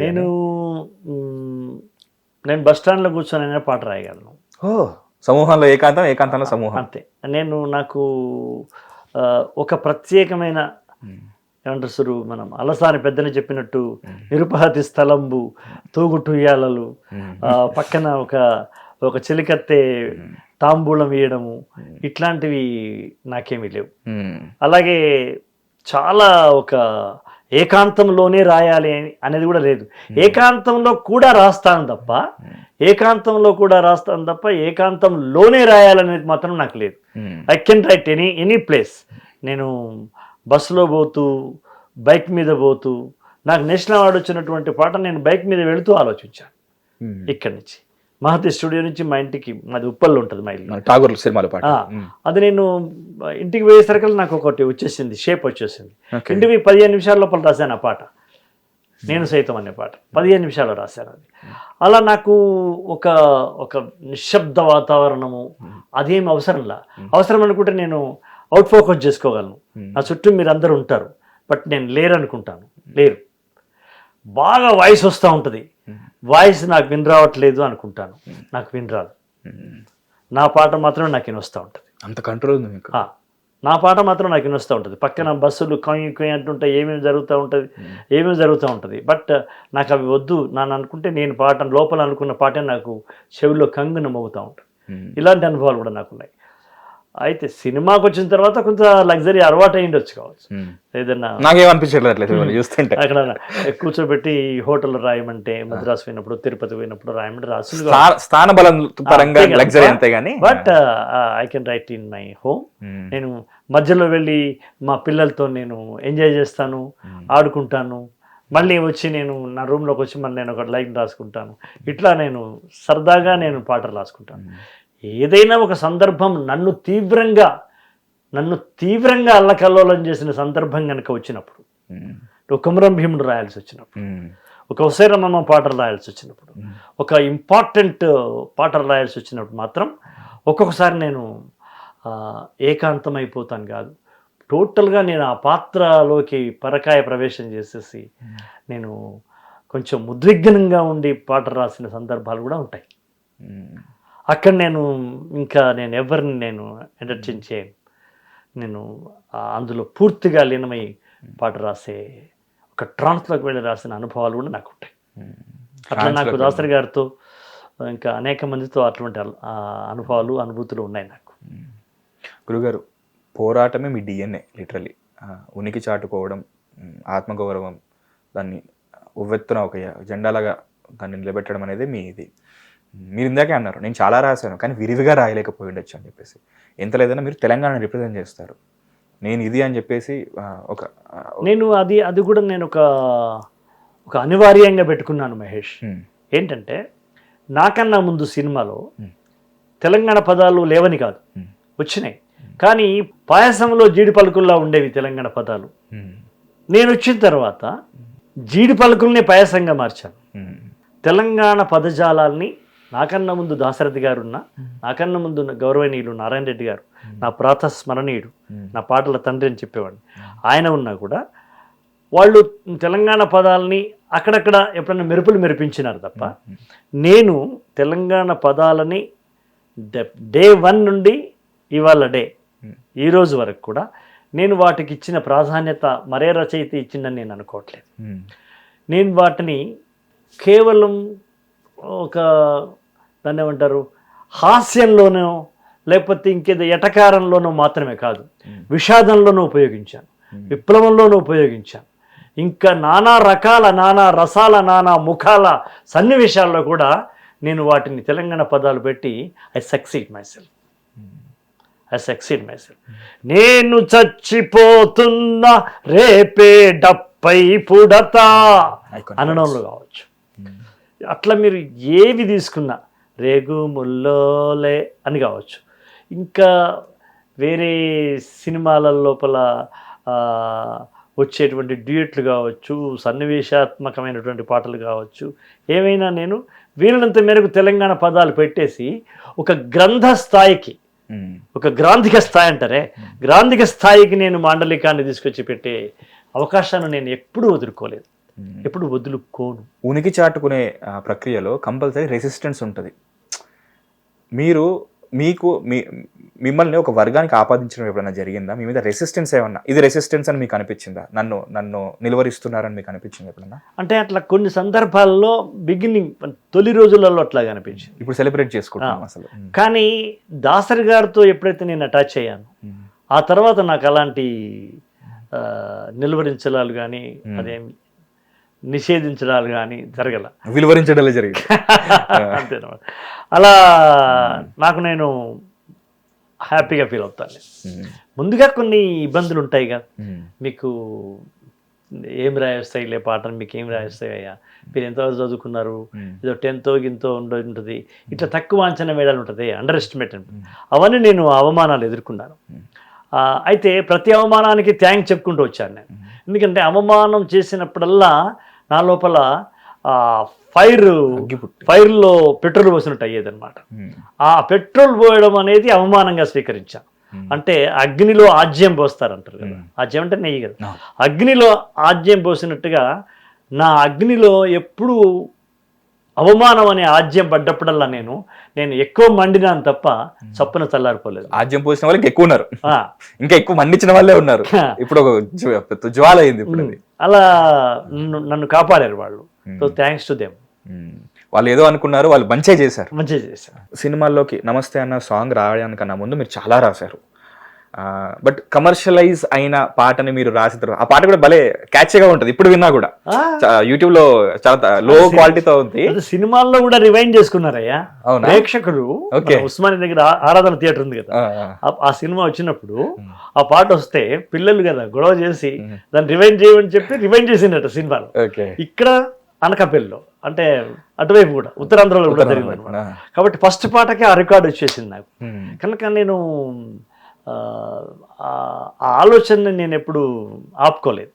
ఒక మంచి పదాన్ని తెలంగాణ పదాన్ని పెట్టడానికి నేను ఎప్పుడు వెనకాడలేదు. మీరు ఎక్కడ చూసుకున్నారు మీ ఫస్ట్ సాంగ్ నమస్తే అన్నది రిలీజ్ అయిన తర్వాత? ఎందుకంటే అప్పటి వరకు మీరు రాసుకున్నారు పుస్తకాలకు పరిమితమైనవి, మీకు తెలిసిన వాళ్ళకి నటిపల్లిలో చూశాను. నేను గవర్నమెంట్ టీచర్ అప్పుడు అక్కడ చూసుకున్నాను. అక్కడ ఫ్రెండ్స్ నేను రాసిన పాట వస్తుంది మన పాట మనకు వస్తుంది. అది చాలా థ్రిల్ గా ఫీల్ అవుతాం కదా. మామూలుగా ఇప్పుడు కొన్ని సాంగ్స్ చూస్తాను నేను, ఒక హీరో ఉంటారు, ఇద్దరు హీరోలు ఉంటారు, దానికి రిపీట్ వాల్యూ ఎక్కువ ఉంటుంది. ఇద్దరు హీరోయిన్ ఇద్దరు ఒకరిని చూడడానికి కానీ మళ్ళీ చూస్తాను. కానీ ఆ సాంగ్ లో ఒక హీరోయిన్ ఉంటుంది, ఇద్దరు హీరోలు, ఇంకో సైడ్ కిక్ గా ముగ్గురు, అదే సైడ్ కిక్ గా అలీ గారు కూడా ఉంటారు. కోట శ్రీనివాసరావు గారు, తనిఖీల బర్ని గారు, ఆలీ గారు ఉంటారు, ముగ్గురు ఉంటారు. ఆ అమ్మాయి పేరు ఇది ఉండే లతాశ్రియ సంథింగ్. సో దానికి ఇంకా రిపీట్ వాల్యూ ఉంది, నేను చూస్తున్నాను ఇప్పటివరకు. దాంట్లో కూడా నేను అదొక మామూలు హాస్య శృంగార వ్యంగ్యం పాటది. దాంట్లో కూడా పొయిటిక్ గా రాయాలనే ఆలోచన నాకు ఎప్పుడు ఉండేది. ఏదైనా పొయిటిక్ అని కూడా నేను మర్చిపోను. నేను పొయిటిక్ మర్చిపోను, ఎటర్నల్ మర్చిపోను. నేను పొయిటిక్ ఏంటంటే వజ్రాలు పొదిగిన వడ్డాన మీద వచ్చి బుజ్జి నడుము పూజ చేసుకుంటా. అక్కడ ప్రోజ్ ఉండదు అనమాట, వచనం ఉండదు. వచనం అయితే తేలిపోతుంది. పొయిట్రీలో ఎప్పుడు వచనం తేలిపోకుండా చూసుకోవాలి. వచనం లాగానే అనిపించాలి సినిమా పాట.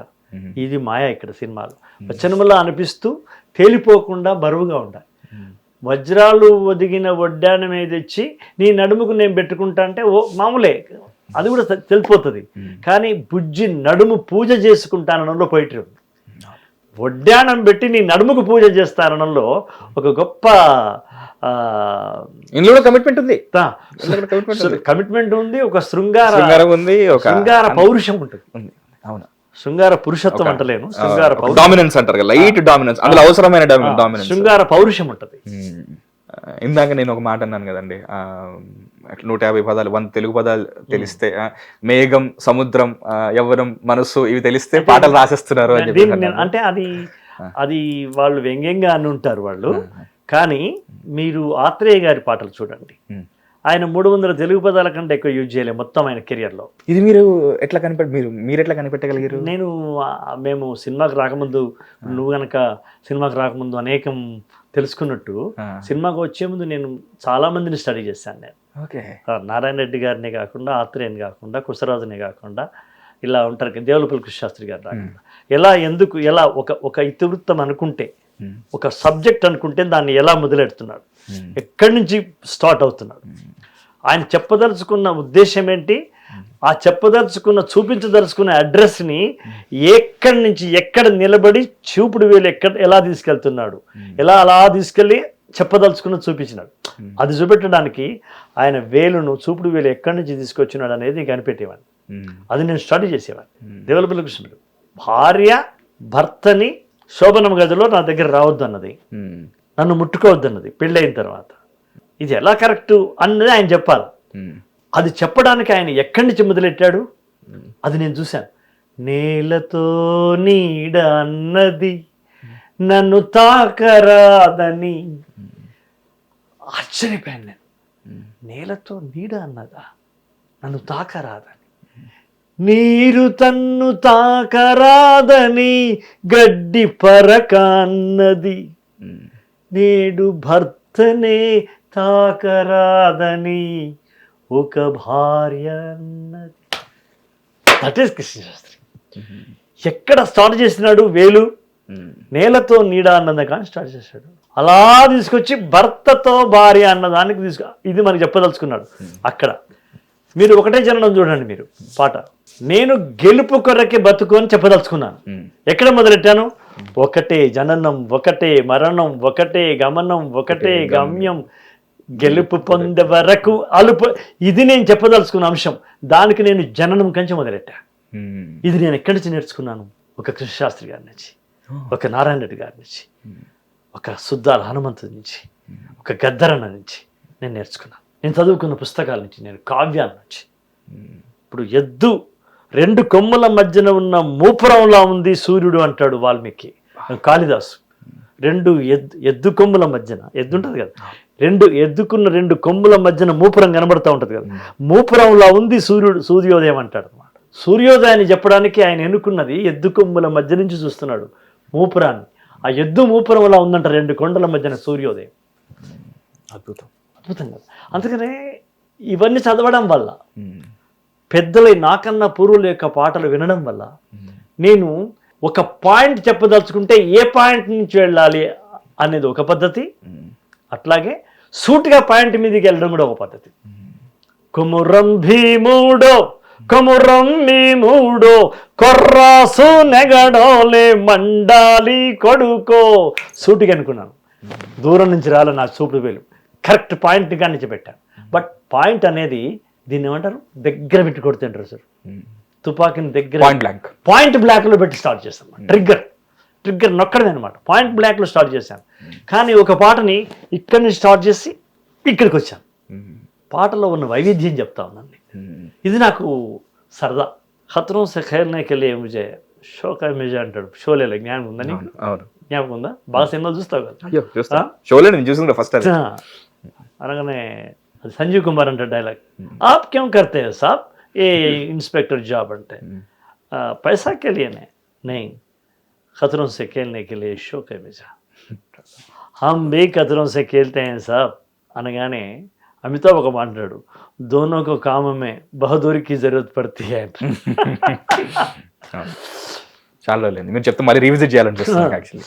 అంటే పాయింట్ బ్లాక్ లో రాసే పాట ఉంటుంది, ఎక్కడి నుంచో మొదలెట్టి రాసే పాట ఉంటుంది కదా. నువ్వు ఏదైనా పాట తీసుకో, కొన్ని పాటలు పెద్దవాళ్ళే కూడా తీసుకుందాం. సముద్రాల నుంచి శుద్ధాల దాకా, చందాల కేశవదాసు నుంచి చంద్రబోసు దాకా, ఆరుద్ర నుంచి అనంత శ్రీరామ్ దాకా ఎవరిని తీసుకున్నా పాయింట్ బ్లాక్ లో చెప్తాం. ఒకసారి చెప్పాల్సి వస్తుంది. ఇప్పుడు కొమ్మ ఉయ్యాల కోనా జంపాల పాయింట్ బ్లాక్ కాదు ఇది. అమ్మా నీ ఒళ్ళోన రోజు ఊగాల, ఇది నేను చెప్పదలుచుకున్న పాయింట్. దానికి నేను 2 లైన్స్ ముందు నుంచి తీసుకున్నాను. సూటిగా అమ్మా నీ ఒళ్ళోన రోజు ఊగాల అని మొదలు పెడితే రాజమౌళి గారు నన్ను ఏం వద్దనరు. కానీ ఇలా చేస్తే మీరు అన్నట్టు ఫస్ట్ నిలబడాలి. ఒక ప్రిపరేషన్, అవును, ఒక ప్రిపరేషన్ చేస్తాం. ఒక మానసికంగా ఒక స్థాయికి ప్రేక్షకుడిని తీసుకొస్తాం. ఒక దృశ్యాన్ని ఆవిష్కరిస్తాం. ఎందుకంటే పాట ముందు వెళుతుంది, సినిమా తర్వాత వస్తుంది. చెవుల ద్వారా తీసుకువెళ్ళే పాట లోపలనే దృశ్యాన్ని నేను చూపిస్తాను. ఆ తర్వాత దృశ్యాన్ని కనెక్ట్ అవుతాడు ప్రేక్షకుడు, శ్రోత. అక్కడ మేము చేయాల్సిన బాధ్యత, కీలక బాధ్యత అనమాట. ఇట్స్ డ్యూటీ, మాకు విద్యుత్ ధర్మం అది. పాటలు ఎప్పుడు ముందర విడుదల అవుతాయి కదా, మిమ్మల్ని ఒక 3 తీసుకెళ్తాయి కదా. ఆ 3 మిమ్మల్ని నచ్చింది అనుకోండి, ఇటు వచ్చేస్తాయి. ఇప్పుడు కాళ్ళకు వెండి గజ్జల్ లేకున్నా నడిస్తే గల్గల్, కొప్పుల మల్లె దండల్ లేకున్నా చెక్కిలి గిల్గిల్, నవ్వితే రావు రముత్యాల్ అవి నవ్వితే వస్తాయి మురిపాల్, నోట్లో తమ్మల పాకుల్ లేకున్నా సున్నం కాసుల్, మునిపంటితో నొక్కిత పెదవుల్ ఎర్రగా అయితదిరా మన దిల్ అని రాశాం. ఫిదా కాదు, లవ్ స్టోరీ రాశాం. Love story Sarangadariya love story రాశాం. ఇది ప్రిపేర్ చేయడం అన్నమాట.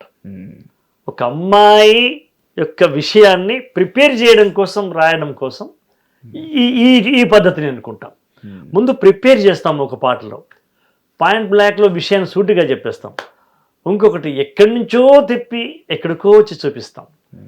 ఇది సినిమాల్లో నడుస్తున్నటువంటి అనేక రకాల వైవిధ్యమైనటువంటి తీరులలో నేను అర్థం చేసుకున్నవి, నేను ఆచరిస్తున్నవి.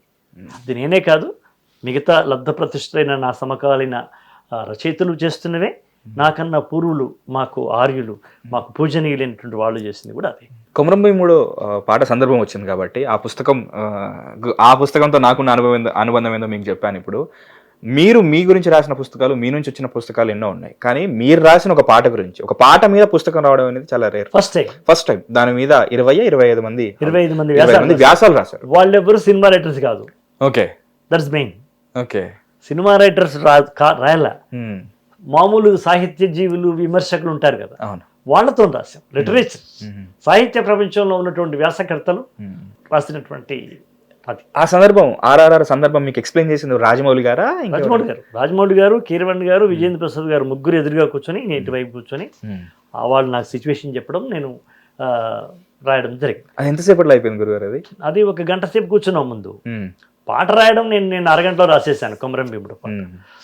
పాట గురించి అనుకున్నప్పుడు ఆంగ్లేయులు హీరోని కొడతా ఉంటారు, నేను లొంగేదేలే అన్న విషయం మన పాటలో రావాలి. ఎలా రాద్దాము అనుకునే దాని మీద చర్చ స్టార్ట్ అయింది. ఎలా రాద్దాం అనుకున్నప్పుడు నేను 3 రకాలు చెప్పాను. ఒకటి డైరెక్టర్ చెప్తున్నట్టుగా ఎక్కడి నుంచో ఎక్కడో ఫ్లాష్ బ్యాక్, దాన్ని ఏమంటారు, ప్లేబ్యాక్ అంటారు, ప్లేబ్యాక్ పాట ఉంటుంది, పాట వస్తూ ఉంటుంది, అట్లా రాయొచ్చు. ఇంకో రకంగా చెప్పాలంటే ఫస్ట్ పర్సన్ రాయొచ్చు, సెకండ్ పర్సన్ రాయొచ్చు, థర్డ్ పర్సన్ రాయొచ్చు. అంటే నువ్వు చాలా వీరుడివి, గుంపులో ఒకరు చెప్పడం చేయొచ్చు. లేదు అందరూ కలిసి పాడే ఒక శోక గీతం. ఎవరు నువ్వు మహారాజా, ఏ తల్లి కన్న బిడ్డదో విజయరామరాజా. సెకండ్ పర్సన్ చెప్తున్నాడు, డైరెక్టర్ చెప్తున్నాడు, ఏ నిమిషానికి ఏమి జరుగునో ఎవరు హించెదరు, విధి విధానమును ఎదురించుటకు ఎవరు సాహసించెదరో. ఇది కొసరాజు గారు రాశారు లవకుశలో. అది డైరెక్టర్ చెప్తున్నాడు, నా పేరు వికారి నా దారి ఎడారి. ఫస్ట్ పర్సన్ 3 రకాలుగా ఉంటాయి. ఇక డ్యూట్ అంటే తెలుసు కదా, నువ్వు చెప్తావు నేను. ఇక్కడ ఈ కొమరం భీముడో పాటను కూడా అలా అనుకున్నాం, ఏ పద్ధతి చెప్పాలి.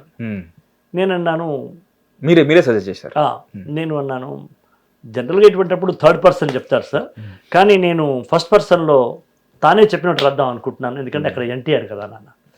అంటే తానే చెప్పినట్టు అయితే స్వోత్కర్షలాగా ఉంటుందేమో అనేటువంటి ప్రశ్న వచ్చింది. అంటే నేను వీరుణ్ణి, నేను లొంగను అన్నప్పుడు సొంతం చెప్పుకోవాలి కదా, అది కొంచెం కరెక్ట్ గా ఉండదు కదా, సెల్ఫ్ ఎలివేషన్ అంటే ఉదాత్తంగా ఉండదు అని డిస్కషన్ వచ్చింది. అప్పుడు నేను ఒక మాట చెప్పాను, నేను రాసినాక మీరు చూడండి సార్, నేను ఆ స్వోత్కర్ష లేకుండా, సొంత డబ్బా లేకుండా నేను స్వకుచమర్దనం అంటారు.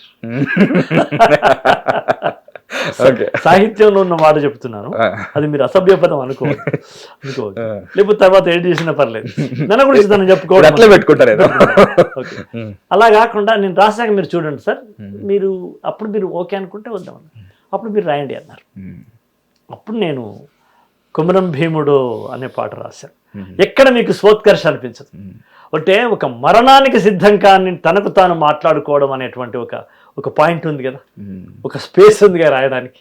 ఇప్పుడు నేను వీరుణ్ణి తొడగొడతాను, ఇప్పుడు హీరో ఇంట్రడక్షన్ సాంగ్స్ ఉంటాయి చూసారా, నువ్వు లేస్తే మొత్తం భూకంపం అవుతుంది అని ఇట్లా ఉంటుంది కదా, వడిగేస్తే పాతాళం రాస్తాం కదా.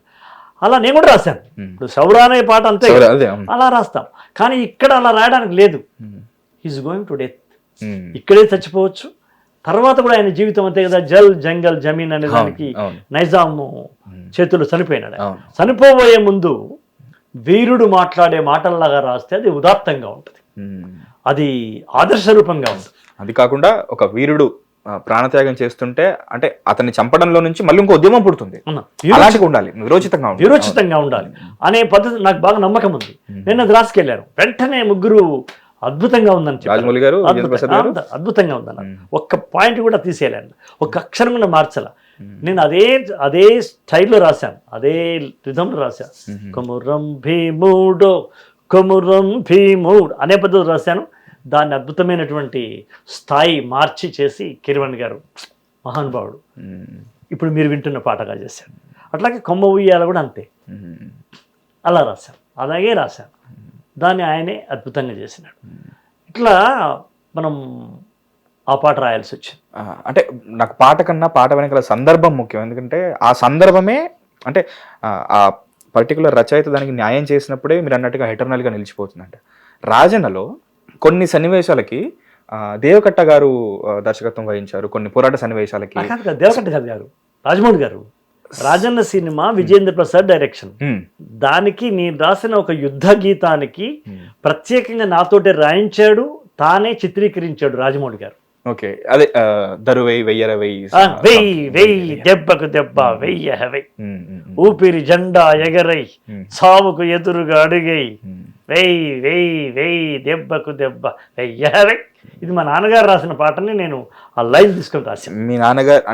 మీ నాన్నగారు రాసిన సందర్భానికి కూడా దానికి ఒక స్టోరీ ఉంది. అదే సందర్భం నాన్న లైఫ్ లో జరిగిందే రాజన్న సినిమా అయింది. ఎంత డ్రామా గురువు గారు, అసలు మీ రియల్ లైఫ్ లో జరిగింది, మళ్ళీ మీరే పాటలాగా మళ్ళీ మీరు రాయాల్సి వచ్చింది. అసలు అది దాని వెనకాల ఒక శోకం ఉంది, కానీ ఇప్పుడు దాన్ని మీరు ఒక ఉద్యమంలా తీసుకొచ్చారు.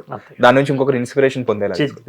ఇప్పుడు రాస్తున్న వాళ్ళలో ఇప్పుడు మీరు చాలా పాటలు ఇంకా మీరే అన్నారు, మీరు అప్పుడు నేను ఎలాగైతే సినిమాలు అన్ని చూసి అన్ని ఒక నోటీస్ చేస్తాను, మీరే చూసారు, ఒక 300 పదాలు వాడారు అని చెప్పేసి.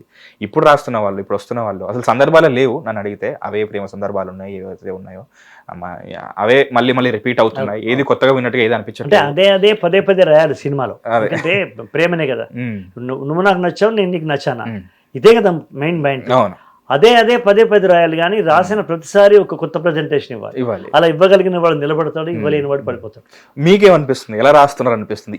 ఈ జనరేషన్, జెన్జీ జనరేషన్ ఎలా తీసుకుంటున్నారు, ఎలా రాస్తున్నారు అనిపిస్తుంది? అంటే ఇప్పుడు ఒక్కటే మనకు బండ గుర్తు మహేష్, ఒక రైటరు వచ్చి 10 సినిమాల్లో రాయగలిగి ఆ 10 సినిమాల్లో బాగా రాశాడు అనిపించుకున్నాడంటే తన దగ్గర విషయం ఉన్నట్టు. విషయం లేనివాడు రాయలేడు. ఎందుకంటే సినిమా మేధావులతో కూడుకున్నటువంటి పరిశ్రమనయ్యా. ఒక డైరెక్టర్ కింగ్ అతను, మామూలుగా కాదుగా. ఒక కెమెరామెన్, ఒక మ్యూజిక్ డైరెక్టర్, ఒక రైటర్, ఒక ఆర్ట్ డైరెక్టర్, ఒక దాని కొరియోగ్రఫీ, వీళ్ళందరూ మాస్టర్స్ ఉంటారు అక్కడ. అందరూ వచ్చి వాళ్ళ క్రాఫ్ట్స్ లో నిష్ణాతులు ఉంటారు. ఆయా రంగాల్లో ఉన్న నిష్ణాతులతో కూడుకున్న వాళ్ళతోటి మన సావాసం, మనం చేస్తున్న సాహసం, మనం చేస్తున్న సమరం, అది రైటర్ చేయాల్సి ఉంటుంది. ఒక పదము కోరియోగ్రాఫర్ కూడా నచ్చకపోవచ్చు. ఇక్కడ మేము యాక్టింగ్ చేయించాలంటే డ్యాన్స్ చేయించడానికి అని ఏమని అనొచ్చు. మీకు తెలుసో లేదో, ఒక ఫైటర్ నన్ను, ఒక ఫైట్ మాస్టర్ నా పాటను వద్దన్నాడు. ఫైట్ మాస్టర్ ఆయన పేరు నేను చెప్పను. ఒక ఫైట్ మాస్టర్ వద్దన్నాడు, ఈ పాట వద్దు అన్నాడు. నేను ఆశ్చర్యపోయాను. ఎందుకంటే అక్కడ ఏమైందంటే శ్రీహరి గారు ఆయన కూడా మనం ఒప్పించాలి అశోక్జీ అన్నాడు. అంటే ఈ కాంట్ హెల్ప్ అన్నట్టే కదా. అయినా ఫైట్ మాస్టర్ కూడా ఓకే అందాక రాయాల్సి వచ్చింది. రాశా అంటే ఇంతమంది కలగజేసుకునేటువంటి అవకాశం ఉంది పాట మీద. ఇలాంటి పరిస్థితుల్లో అందరి మేధావుల మధ్య మనం రాయగలిగినప్పుడు ఒక 10 సినిమాలు రాసినామంటే విషయం ఉన్నవాడు మాత్రమే రాయగలడు. కాబట్టి ఇప్పుడు రాస్తున్న వాళ్ళల్లో I like them, I appreciate them. ఇప్పుడు అనంత్ శ్రీరామ్ ఉన్నాడు, మొన్న పెద్ది అనే సినిమాలో ఒక పాట రాశాడు. అదేంటి రై రై రై రై రా అన్నదాంట్లో అడ్డే లేని నీరైరా, అడ్డే లేని దారైరా అని రాశాడు.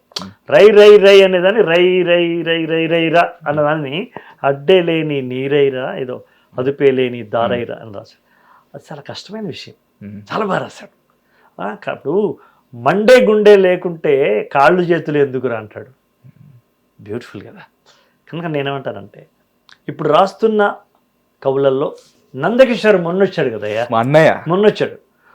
నందకిషోర్ ఇవాళ నాతో పాటు గద్దరవాడు తీసుకోవాలి ఫస్ట్ పాటకి, మళ్ళీ లైఫ్ లో రాసిన ఫస్ట్ పాట అవుతుంది. అంటే how the people are like this.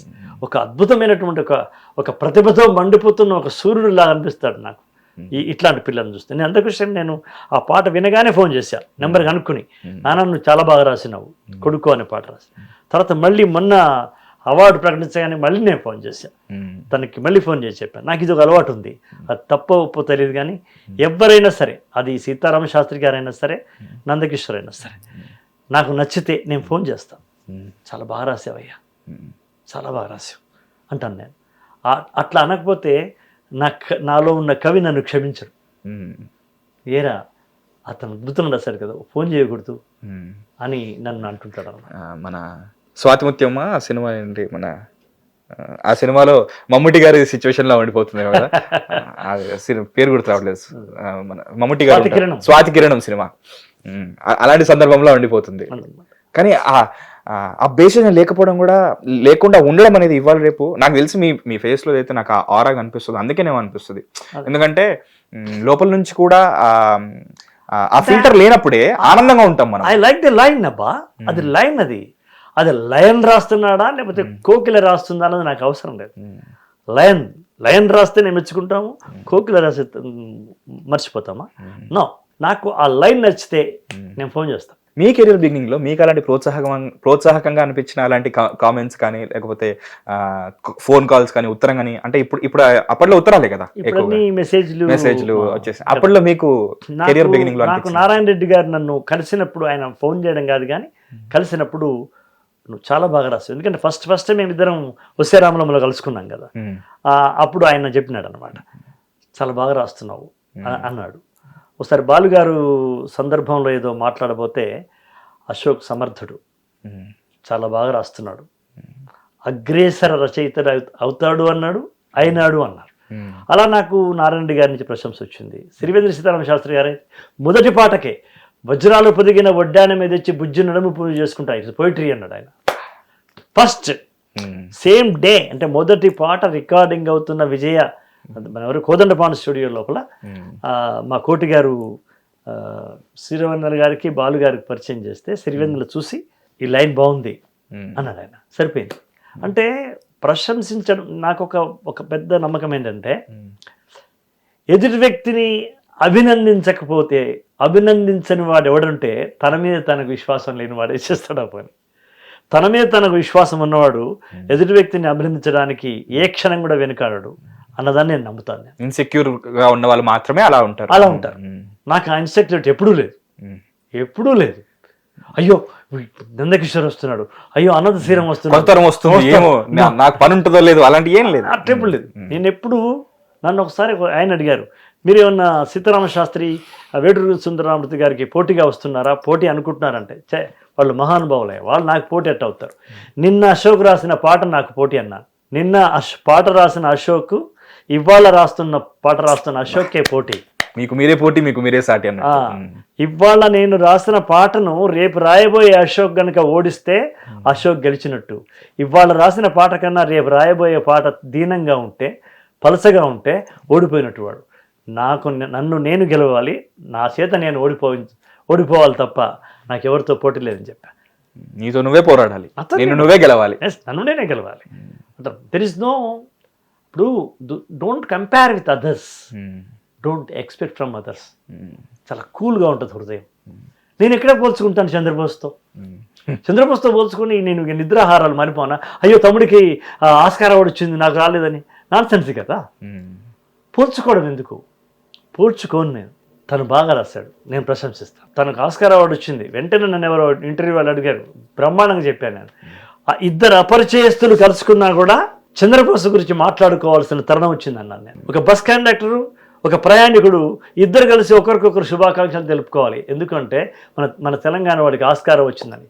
ఇంతగా జాతీయం చేసుకోవాలి ఆ సందర్భాన్ని, ఆ సెలబ్రిటీని చెప్పాను నేను. కాబట్టి నాకు ఇవన్నీ ఉండవు అనమాట. I'm peaceful. నేను ఎప్పుడు ప్రశంసిస్తారు, ప్రశాంతంగా ఉంటారు కూడా. చెప్తున్నాను, మళ్ళీ అదే చెప్తున్నాను. అలా ఉండగలిగే మనుషులు ఇంకొకరికి కూడా ఆ ప్రశాంతతని పంచుతారు, అది అవుతుంది కూడా. గురుగారు, వికీపీడియాలో అయితే ఏదో నంబర్ చెప్తుంది, 1200 పాటలు మీరు రాశారు, 2200 పాటలు రాశారని. మీరు చెప్పండి, మీకు గుర్తుంటుంది కాబట్టి, ఎందుకంటే ప్రతి పాటను మీరు చాలా పర్సనల్ గా తీసుకుంటారు.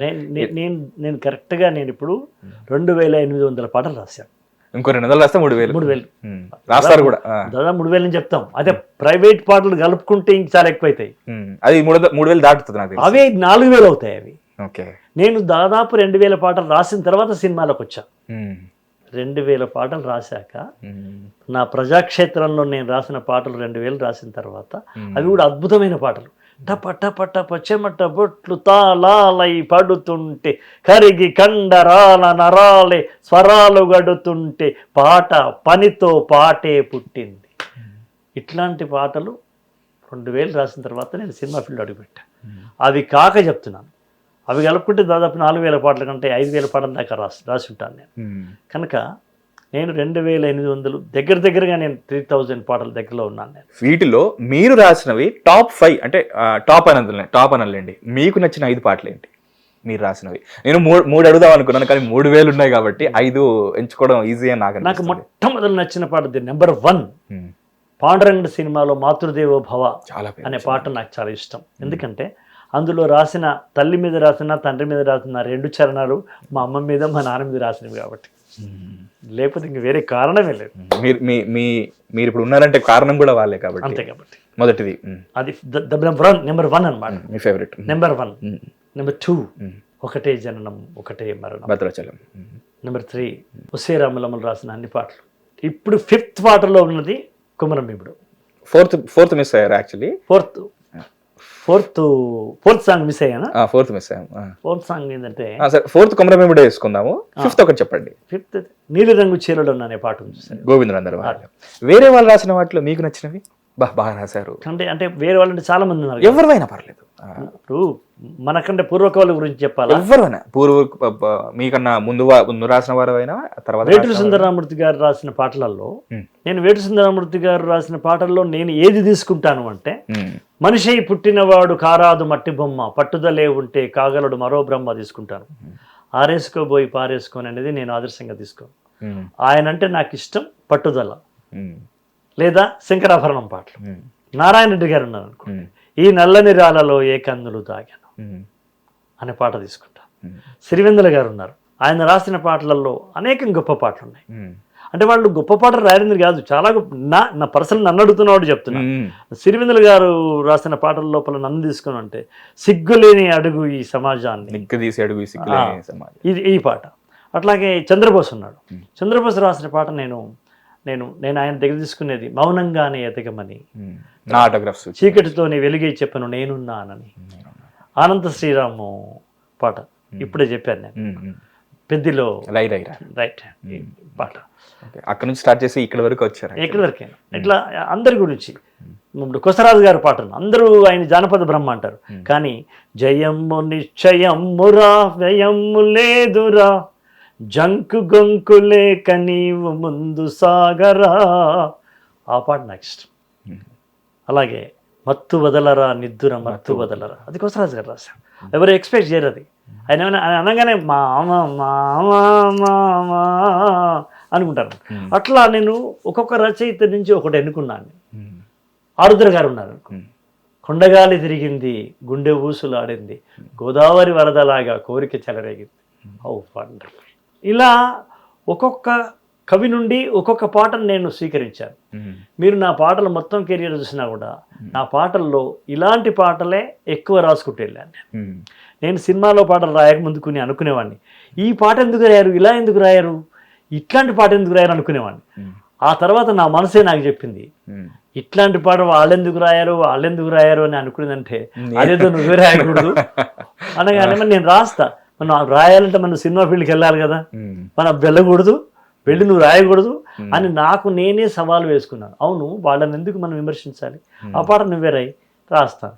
మరి రాయాలని నువ్వు రాసి ఇక్కడ మేడిపల్లి కాడ కూర్చుంటే సినిమాలో వస్తా, సినిమాలకు వెళ్ళు.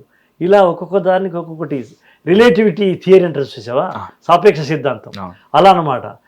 పాట రాయడానికి కోసం వేరే వాళ్ళు రాయని పాటలు థియరీ నేను రాయడం కోసం అనుకున్నప్పుడు సినిమాలకు రావాల్సి వచ్చింది. సినిమాలకు రావడం వల్ల పాట రాయాల్సి వచ్చింది. ఒకదానికోటి లింక్ అనమాట. ఇలా జరిగింది. ఈ యావత్ మానవాళికి ఈ పాట గుర్తుండిపోవాలని అనుకునే పాట ఏంటండి? మీరు రాసింది, బయట వాళ్ళు రాసింది కూడా? బయట వాళ్ళు రాసింది కాదు, కానీ నేను రాసింది అయితే నాకు ఒకటే జననం అనేదే నా ఎటర్నల్ సాంగ్ అనిపిస్తుంది. అలాగే మనిషి అనేవాడు ఇప్పుడు గెలవాలి కాబట్టి పాట ఎలా పుట్టిందనే పాట ఎవరు చెప్పలా, అదే టప టప టప చెమట బొట్లు. ఆ పాట నాకు చాలా ఇష్టం. అది ఆర్ నారాయణమూర్తి గారి సినిమాలో వచ్చింది. అది మీరు రాసిన పాటల్లో ఫలానా నటుడికి రాసినందుకు హ్యాపీగా అనిపిస్తున్నాం ఆ వన్ సాంగ్ ఏంటి? ఇదేది మీరు చాలా మంది హీరోలకు రాశారు, చాలా మంది సినిమాలకు రాశారు. చిరంజీవి గారికి నాకు నేషనల్ అవార్డు వచ్చిన పాట. ఓకే. మన్నం వీరుడు రామరాజు ధనుష్టంకారానివ, భగత్ సింగ్ కడసారి పలికిన ఇంకిలాబ్ శబ్దానివ. చిరంజీవి గారికి సినిమా ఫీల్డ్కి వచ్చిన 9 ఏళ్లకు రాశాను. ఆయనకు 9 ఏళ్లకు రాసిన మొదటి పాటకి నేషనల్ అవార్డు. పలానా మ్యూజిక్ డైరెక్టర్కి రాసిన పాట బెస్ట్, ఈయనకి రాసినందుకు ఇది అజరామజరం అనుకున్నది మీ ఫేవరెట్? కీరవాణి గారికి కుమరం భీముడు. ఓకే. మీరు ఇష్టంగా ఏం తింటారు? మీ మీ ఫుడ్ హ్యాబిట్స్ ఏంటి? మీరు ఇంత సింపుల్గా ఉంటారు. ఏదో ఇందాక నేను చూసాను కాబట్టి మీ ఆరోగ్యరీత్యా మీరు ఏదో చిన్నగా తీసుకున్నారు. అంటే మీరు ఫుడీయా లేకపోతే మీ మీ ఇష్టాలు పర్సనల్గా, అంటే కాయిన్ అటువైపు, రచయితగా కాకుండా అటువైపు? నేను భోజన ప్రియుణ్ణి, కానీ మితమే కార్యానుకూలము. నేను అన్ని తింటాను. మాంసం కూడా తింటాను, కానీ ఏది ఎక్కువ తినను. మీ ఇష్టమైన దేశం, ప్రదేశం? నాకు ఇష్టమైన దేశం నా భారతదేశం. నాకు ఇష్టమైన ప్రదేశం నేను పుట్టిన సుద్దాల. మీకు గ్రామీణ నేపథ్యం ఇష్టమా లేకపోతే సిటీ ఇష్టం? ఎందుకంటే మీ మీ మీ మూలాలు గ్రామంలో మొదలైంది, కానీ మీరు పల్లెనే నాకు ఇష్టం. ఎప్పటికైనా ఇక్కడ దూరంగా, హైదరాబాద్ దూరంగా ఉన్న ఒక దగ్గర ఇల్లు కట్టుకుని అక్కడే ఒక పర్ణశాలలో ఉండాలని ఎప్పుడు నా మనసులో ఒక డ్రీమ్. పాపికొండలకి వెళ్ళిపోతామా అట్లాంటి? లేదు, ఇక్కడే హైదరాబాద్ దగ్గరలోనే. అది 1 yearలో అది పూర్తి చేసుకుంటున్నాను. అవునా? ఎస్. ఇందాక మీరు మాట్లాడుతుంటే సాపేక్ష సిద్ధాంతం అన్నారు. మీలో ఉపాధ్యాయుడు బయటకు వచ్చాడు. మీరు ఏ సబ్జెక్ట్ చెప్పేవాళ్ళు? అప్పుడు టీచర్లు తక్కువ, స్టూడెంట్స్ ఎక్కువ. మేమిద్దరం టీచర్లము. స్కూల్ లోపల 300 మంది విద్యార్థులు. ఇద్దరు టీచర్లు అందరికీ చెప్పేవాళ్ళం. ఈ 1500 నాకు, ఈ 1500 నీకు అన్నట్టు అందరికీ చెప్పేవాళ్ళం. 300 మంది ఉంటే అందరికీ చెప్పేవాళ్ళం. నాకు ఒక్క లెక్కలు ఇబ్బంది. నాకు అన్ని పాటలు, అన్ని సబ్జెక్టులు చెప్పేవాడిని. మ్యాథ్స్ మా హెడ్ మాస్టర్ చెప్పేవాడు. ఎంతవరకు మీరు ఆ ఉపాధ్యాయుడిగా కొనసాగారు? ఎన్ని సంవత్సరాలు? 12 సంవత్సరాలు కొనసాగారు. 12 సంవత్సరాలు టీచర్గా ఉన్నారు. ఈ గ్యాప్ లో మీ స్టూడెంట్స్ ఎవరన్నా ఇప్పుడు మీతో చదువుకొని వృద్ధిలోకి వచ్చిన వాళ్ళు మిమ్మల్ని కలుస్తుంటారా? అయ్యో, ఎందుకన్నారు? మా పిల్లలు లాయర్స్ అయినారు, డాక్టర్స్ అయినారు. మా పిల్లలు పెద్ద పెద్ద రియల్ ఎస్టేట్. ఒక టీచర్ మాత్రమే ఇట్లా అంటాడు, నా పిల్లలు అన్నారు, మా పిల్లలు అంటాడు. మా పిల్లలు అలా ఎదిగా. వాళ్ళందరినీ చూస్తే నాకు సంతోషంగా ఉంటుంది, వాళ్ళకు నేనంటే కూడా సంతోషంగా ఉంటుంది. But I miss in my children. నేను సినిమాలోకి వచ్చి ఒక విద్యార్థులను మిస్ అయ్యాననేటువంటి వెలితి, ఆ చిన్న దిగులు, సన్నని ప్యాథటిక్ మ్యూజిక్ ఉంటుంది చూసారు, అది ఎప్పుడూ ఉంటుంది. నేను ఇంకా చదువు చెప్తే ఇంకొక 20 ఏళ్ళు చెప్పేవాడిని కదా అనిపిస్తుంది. నా జీవితంలో కిక్ అంటారు చూసావా, కిక్. ఆ కిక్ అనేది నేను పాఠం చెబితే వచ్చేది నా కళ్ళల్లో. ఒక పిల్లవాడికి నేను ఒక అద్భుతమైన విషయం ప్రకృతి గురించి చెప్పాల్సి వస్తే వాళ్ళకి అర్థం కాల. వాళ్ళని నేను ఊరు బయటకు తీసుకెళ్లి కొండలు, చేలు, కరీంనగర్లో అడవులు ఎక్కుంటాయి, అవన్నీ చూపిస్తూ నేను ఒక పాట పాడి, పాట రాసి వాళ్ళకి వినిపించి ప్రకృతి అంటే ఏందో చెప్పినప్పుడు ఐ ఫెల్ట్ వన్ కిక్. ఇట్లా ఉంటుంది కదా. అట్లాగే నా జీవితంలో చాలామంది ఈ డ్రగ్స్ అని, మాదక ద్రవ్యాలతో కిక్కు వస్తుంది అంటారు కదా. అది చాలా దరిద్రమైన కిక్. పాటలు అర్థమైతే వచ్చే కిక్ అది గంటలో దిగిపోద్ది, పెంటలోకి తీసుకెళ్తుంది మనిషి. కానీ ఒక అద్భుతమైనటువంటి ఒక ఆశయంలో మనము ఒక గమ్యస్థానం, ఒక మెట్టు ఎక్కినప్పుడు వచ్చే కిక్, అది జీవితాంతం దిగదు అనమాట. ఫస్ట్ టైం నేను అబ్దుల్ కలాం గారితో నేను కరచాలనం చేసినప్పుడు వచ్చిన కిక్, అది నా మొదటి కిక్. రెండవసారి సినిమా క్షేత్రంలో ఉన్న నన్ను జూన్ 2వ తారీఖు నాడు 9 నవరత్నాల్లో తెలంగాణ లోపల ప్రజా కవులలో నా పేరు చేర్చి నాకు సన్మానం చేస్తూ ₹1 కోటి చెక్, 300 గజాల ప్లేస్ అనౌన్స్ చేసి 1 crore చెక్ నాకు రేవంత్ రెడ్డి గారు ఇస్తున్నప్పుడు నా జీవితంలో 2వ కిక్. ద థర్డ్, నా పాటల తండ్రి, ప్రాతస్మరణీయుడు, నా రోల్ మోడల్. ఆయనలా మాట్లాడాలి, ఆయనలా కావ్యాలు రాయాలి, ఆయనలా ఉపన్యాసాలు ఇవ్వాలి అని నేను ఎంచుకున్న ఒక వెలుగు స్తంభం, మొదటి అవార్డు, మొదటి వ్యక్తిగా అందుకోబోతున్నప్పుడు నేను 3వ కిక్ పొందబోతున్నాను. ఈ అవార్డుని ఈ సినారి అవార్డుని నేను పుట్టిన సుద్దాలకు, నన్ను పెంచిన 3 బొమ్మల మేడిపెళ్లికి అంకితం చేసుకుంటున్నాను. నమస్కారం. గురుగారు, మీరంటే మోటివేషన్. అసలు మోటివేషన్ మీరు ఇచ్చిన మోటివేషన్ ఇప్పుడు నన్ను ఇలా నిలబెట్టింది. మీరు చెప్పారు, ఆఖరికి మీరు అడ్రస్ చేసే ప్రాసెస్లో కూడా మాదక ద్రవ్యాల జోలికి వెళ్ళొద్దు అని చెప్పి ఒక టీచర్ లాగా చెప్పారు. బాగుండరా పిల్లలు అంటే చెప్పారు. మీరు చెప్పాలనుకుంటున్న మోటివేషన్ ఏమన్నా ఇప్పుడు యువతరానికి? మానవ సంబంధాలు మరుగున పడిపోతున్నాయి మహేష్. నేను ఆ విషయంలో ఫీల్ అవుతున్నాను. ఒక తండ్రి కొడుకు మధ్యన, భార్యాభర్తలకు మధ్యన, ఇరుగు పొరుగు మధ్యన, 2 మతాల మధ్యన, 2 కులాల మధ్యన, 2 వర్గాల మధ్యన మానవ సంబంధాలు ఆ సాంద్రత తగ్గుతుంది. ఆ దిగులు ఎప్పుడు నన్ను వెంటాడుతూనే ఉంటుంది. నేను ఏ పాట రాసినా మానవ బంధాలని, మానవ సంబంధాలని అతుకుపెట్టడానికి, అతికించడానికి, బతికించడానికి నా పాట ఉపయోగపడాలని నేను ఎప్పుడు కోరుకుంటాను. ఆ వెలితి ఉంది, ఆ వెలితిని భర్తీ చేయాలనేటువంటి ఆర్తి కూడా నాకుంది. అదే నా జీవన గమ్యంగా నేను సాగుతాను. నేను కావ్యాలు రాసిన, పాటలు రాసిన, సినిమా పాటలు రాసిన, నేను ఇలాగే నా జీవితాన్ని కొనసాగించాలనుకుంటున్నాను. అందుకే ముందే చెప్పా, కన్ను మూసేదాకా పెన్ను మూసేదిలే, పెన్ను మూసేది లేక కన్ను మూసేదిలే. నేను ఇంతకుముందు వేరే రంగంలో ఉండేవాడిని. నేను ఆ మెట్టు ఎక్కేసాను కాబట్టి అది నేను మళ్ళీ ఎక్కగలను అని నాకు తెలుసు కాబట్టి, నా మీద నాకు నమ్మకం ఉంది కాబట్టి వేరే రంగానికి వచ్చాను. అందుకే నేను ఇంకా మరిన్ని మెట్లు ఎక్కగలిగాను. మీరు ఒక ఉపాధ్యాయుడిగా ఉంటే ఇంకా చాలా బాగుంటుంది. ఆ కిక్ నేను కోల్పోతున్నా అన్నారు, కానీ మీరు అది వదిలేరు కాబట్టి మీరు ఈ మెట్టు ఎక్కగలిగారు. కానీ ఇక్కడుండి కూడా మీరు చేస్తుంది, మీరు అక్కడున్నా తీర్చిదిద్దడమే, కానీ ఇప్పుడు కూడా మీరు చేస్తుంది తీర్చిదిద్దడమే. అలానే మీరు దాన్ని మిస్ అవ్వద్దని నేను చెప్పలేను, చాలా చిన్నవాడిని నేను ఎవరిని చెప్పడానికి. కానీ మీరు అంటే ఈ మాత్రం ఏమంటారు, ఆ వెలితి కూడా మీలో ఉంటే అది మీకు ఏ విధంగా అయినా సరే మిమ్మల్ని బాధిస్తుందేమో అని నాకు అనిపిస్తుంది. మీకు ఆ బాధ ఉండకూడదనే, ఎందుకంటే మీరు ఎప్పుడు ఆనందంగా ఉండాలి, అప్పుడే మీ పెన్ను గన్నులా కదులుతుంది, అప్పుడే అవి తూటాలు వెళ్తాయి. మీరు ఇంకా బాగుండాలి, ఇంకా ఎన్నో అవార్డులు ఇందాక అన్నట్టు jewels in your crown add అవుతూ ఉండాలి. ఆ సందర్భాన్ని నేను మళ్ళీ నేను సెలబ్రేట్ చేసుకోవాలి. అది సెలబ్రేట్ చేసుకునే కారణం కోసం అయినా సరే నేను కారణాలు వెతికి నేను మళ్ళీ నేను మిమ్మల్ని కలవాలి, కెమెరాలు ఉన్నా లేకున్నా. అది జరగాలని ఎప్పటికీ కోరుకుంటూ, మాకు ఇలాంటి పాటలు ఇచ్చినందుకు, ఈ సాహిత్యం ఇచ్చినందుకు, ఈ కవితలను ఇచ్చినందుకు, ఈ విలువలు ఇస్తున్నందుకు మీకు చాలా చాలా చాలా థ్యాంక్స్. నాకు అవకాశం ఇచ్చినందుకు, మిమ్మల్ని కూర్చోబెట్టి ఇక్కడ. Love you Mahesh. నా ఇంటర్వ్యూని ఒక అద్భుతమైనటువంటి స్థాయికి తీసుకెళ్ళి ఓ కొత్త కోణంలో ఈసారి నేను 100 ఇంటర్వ్యూ ఇచ్చింటాను. చెప్పాలని చెప్పొద్దు, 100 ఇంటర్వ్యూ ఇచ్చాను, బట్ ఒక కొత్త దృక్పథంలోకి, ఒక కొత్త పంథాలోంచి ఇంటర్వ్యూ నడిపించినావు. I love you. Thank you so much గురుగారు. ఎందుకంటే మా కెమెరామెన్స్కి తెలుసు నేను చాలా ఎక్సైట్ అవుతుంటాను, నా రేట్ ఆఫ్ స్పీచ్ ఎక్కువ, చాలా ఆతృత అవన్నీ ఉంటుంది, కానీ చాలా ప్రశాంతంగా చేయగలిగాను. నేను నా మెటీరియల్ ఎక్కువ ఉంది, కానీ అదంతా వాడగలిగాను నేను. అది మీ వల్లే సాధ్యమైంది, ఎందుకంటే మీలో ఉన్న ప్రశాంతతే నాకు ఆరా పాసింగ్ అంటారు కదా, బుద్ధుడు ఒక దగ్గర ఉంటే 2 కిలోమీటర్ వరకు ఆయన ప్రభావం ఉండేదంట, ఆరా ఉండేదంట. నాకు అది తెలిసింది. అండ్ ఇంకో విషయం ఏంటంటే, మీకు ఆరోగ్యరీత్యా మీకు ఏం ప్రాబ్లమ్స్ ఉన్నాయో తెలియదు, కానీ స్టార్ట్ అయినప్పటి నుంచి ఇప్పటి వరకు మీకు అదే ఎనర్జీ కంటిన్యూ చేశారు. మీ ధార అదే ఉండింది, మీ గొంతులో ఆ స్వరంలో ఉండే ఆ హెచ్చు కూడా అలాగే ఉంది. అది అలాగే ఉండాలని, మిమ్మల్ని నేను అలాగే గుర్తుపెట్టుకోవాలని నేను కోరుకుంటున్నాను. Thank you so much. All the best నాన్న. Thank you. Stay tuned to Hit TV. This is Mahesh. Hit TV app, ఇందులో short news, live news, entertainment shows, movies, digital magazines తో పాటు మీ జిల్లా వార్తలను కూడా ఫ్రీగా చూడొచ్చు.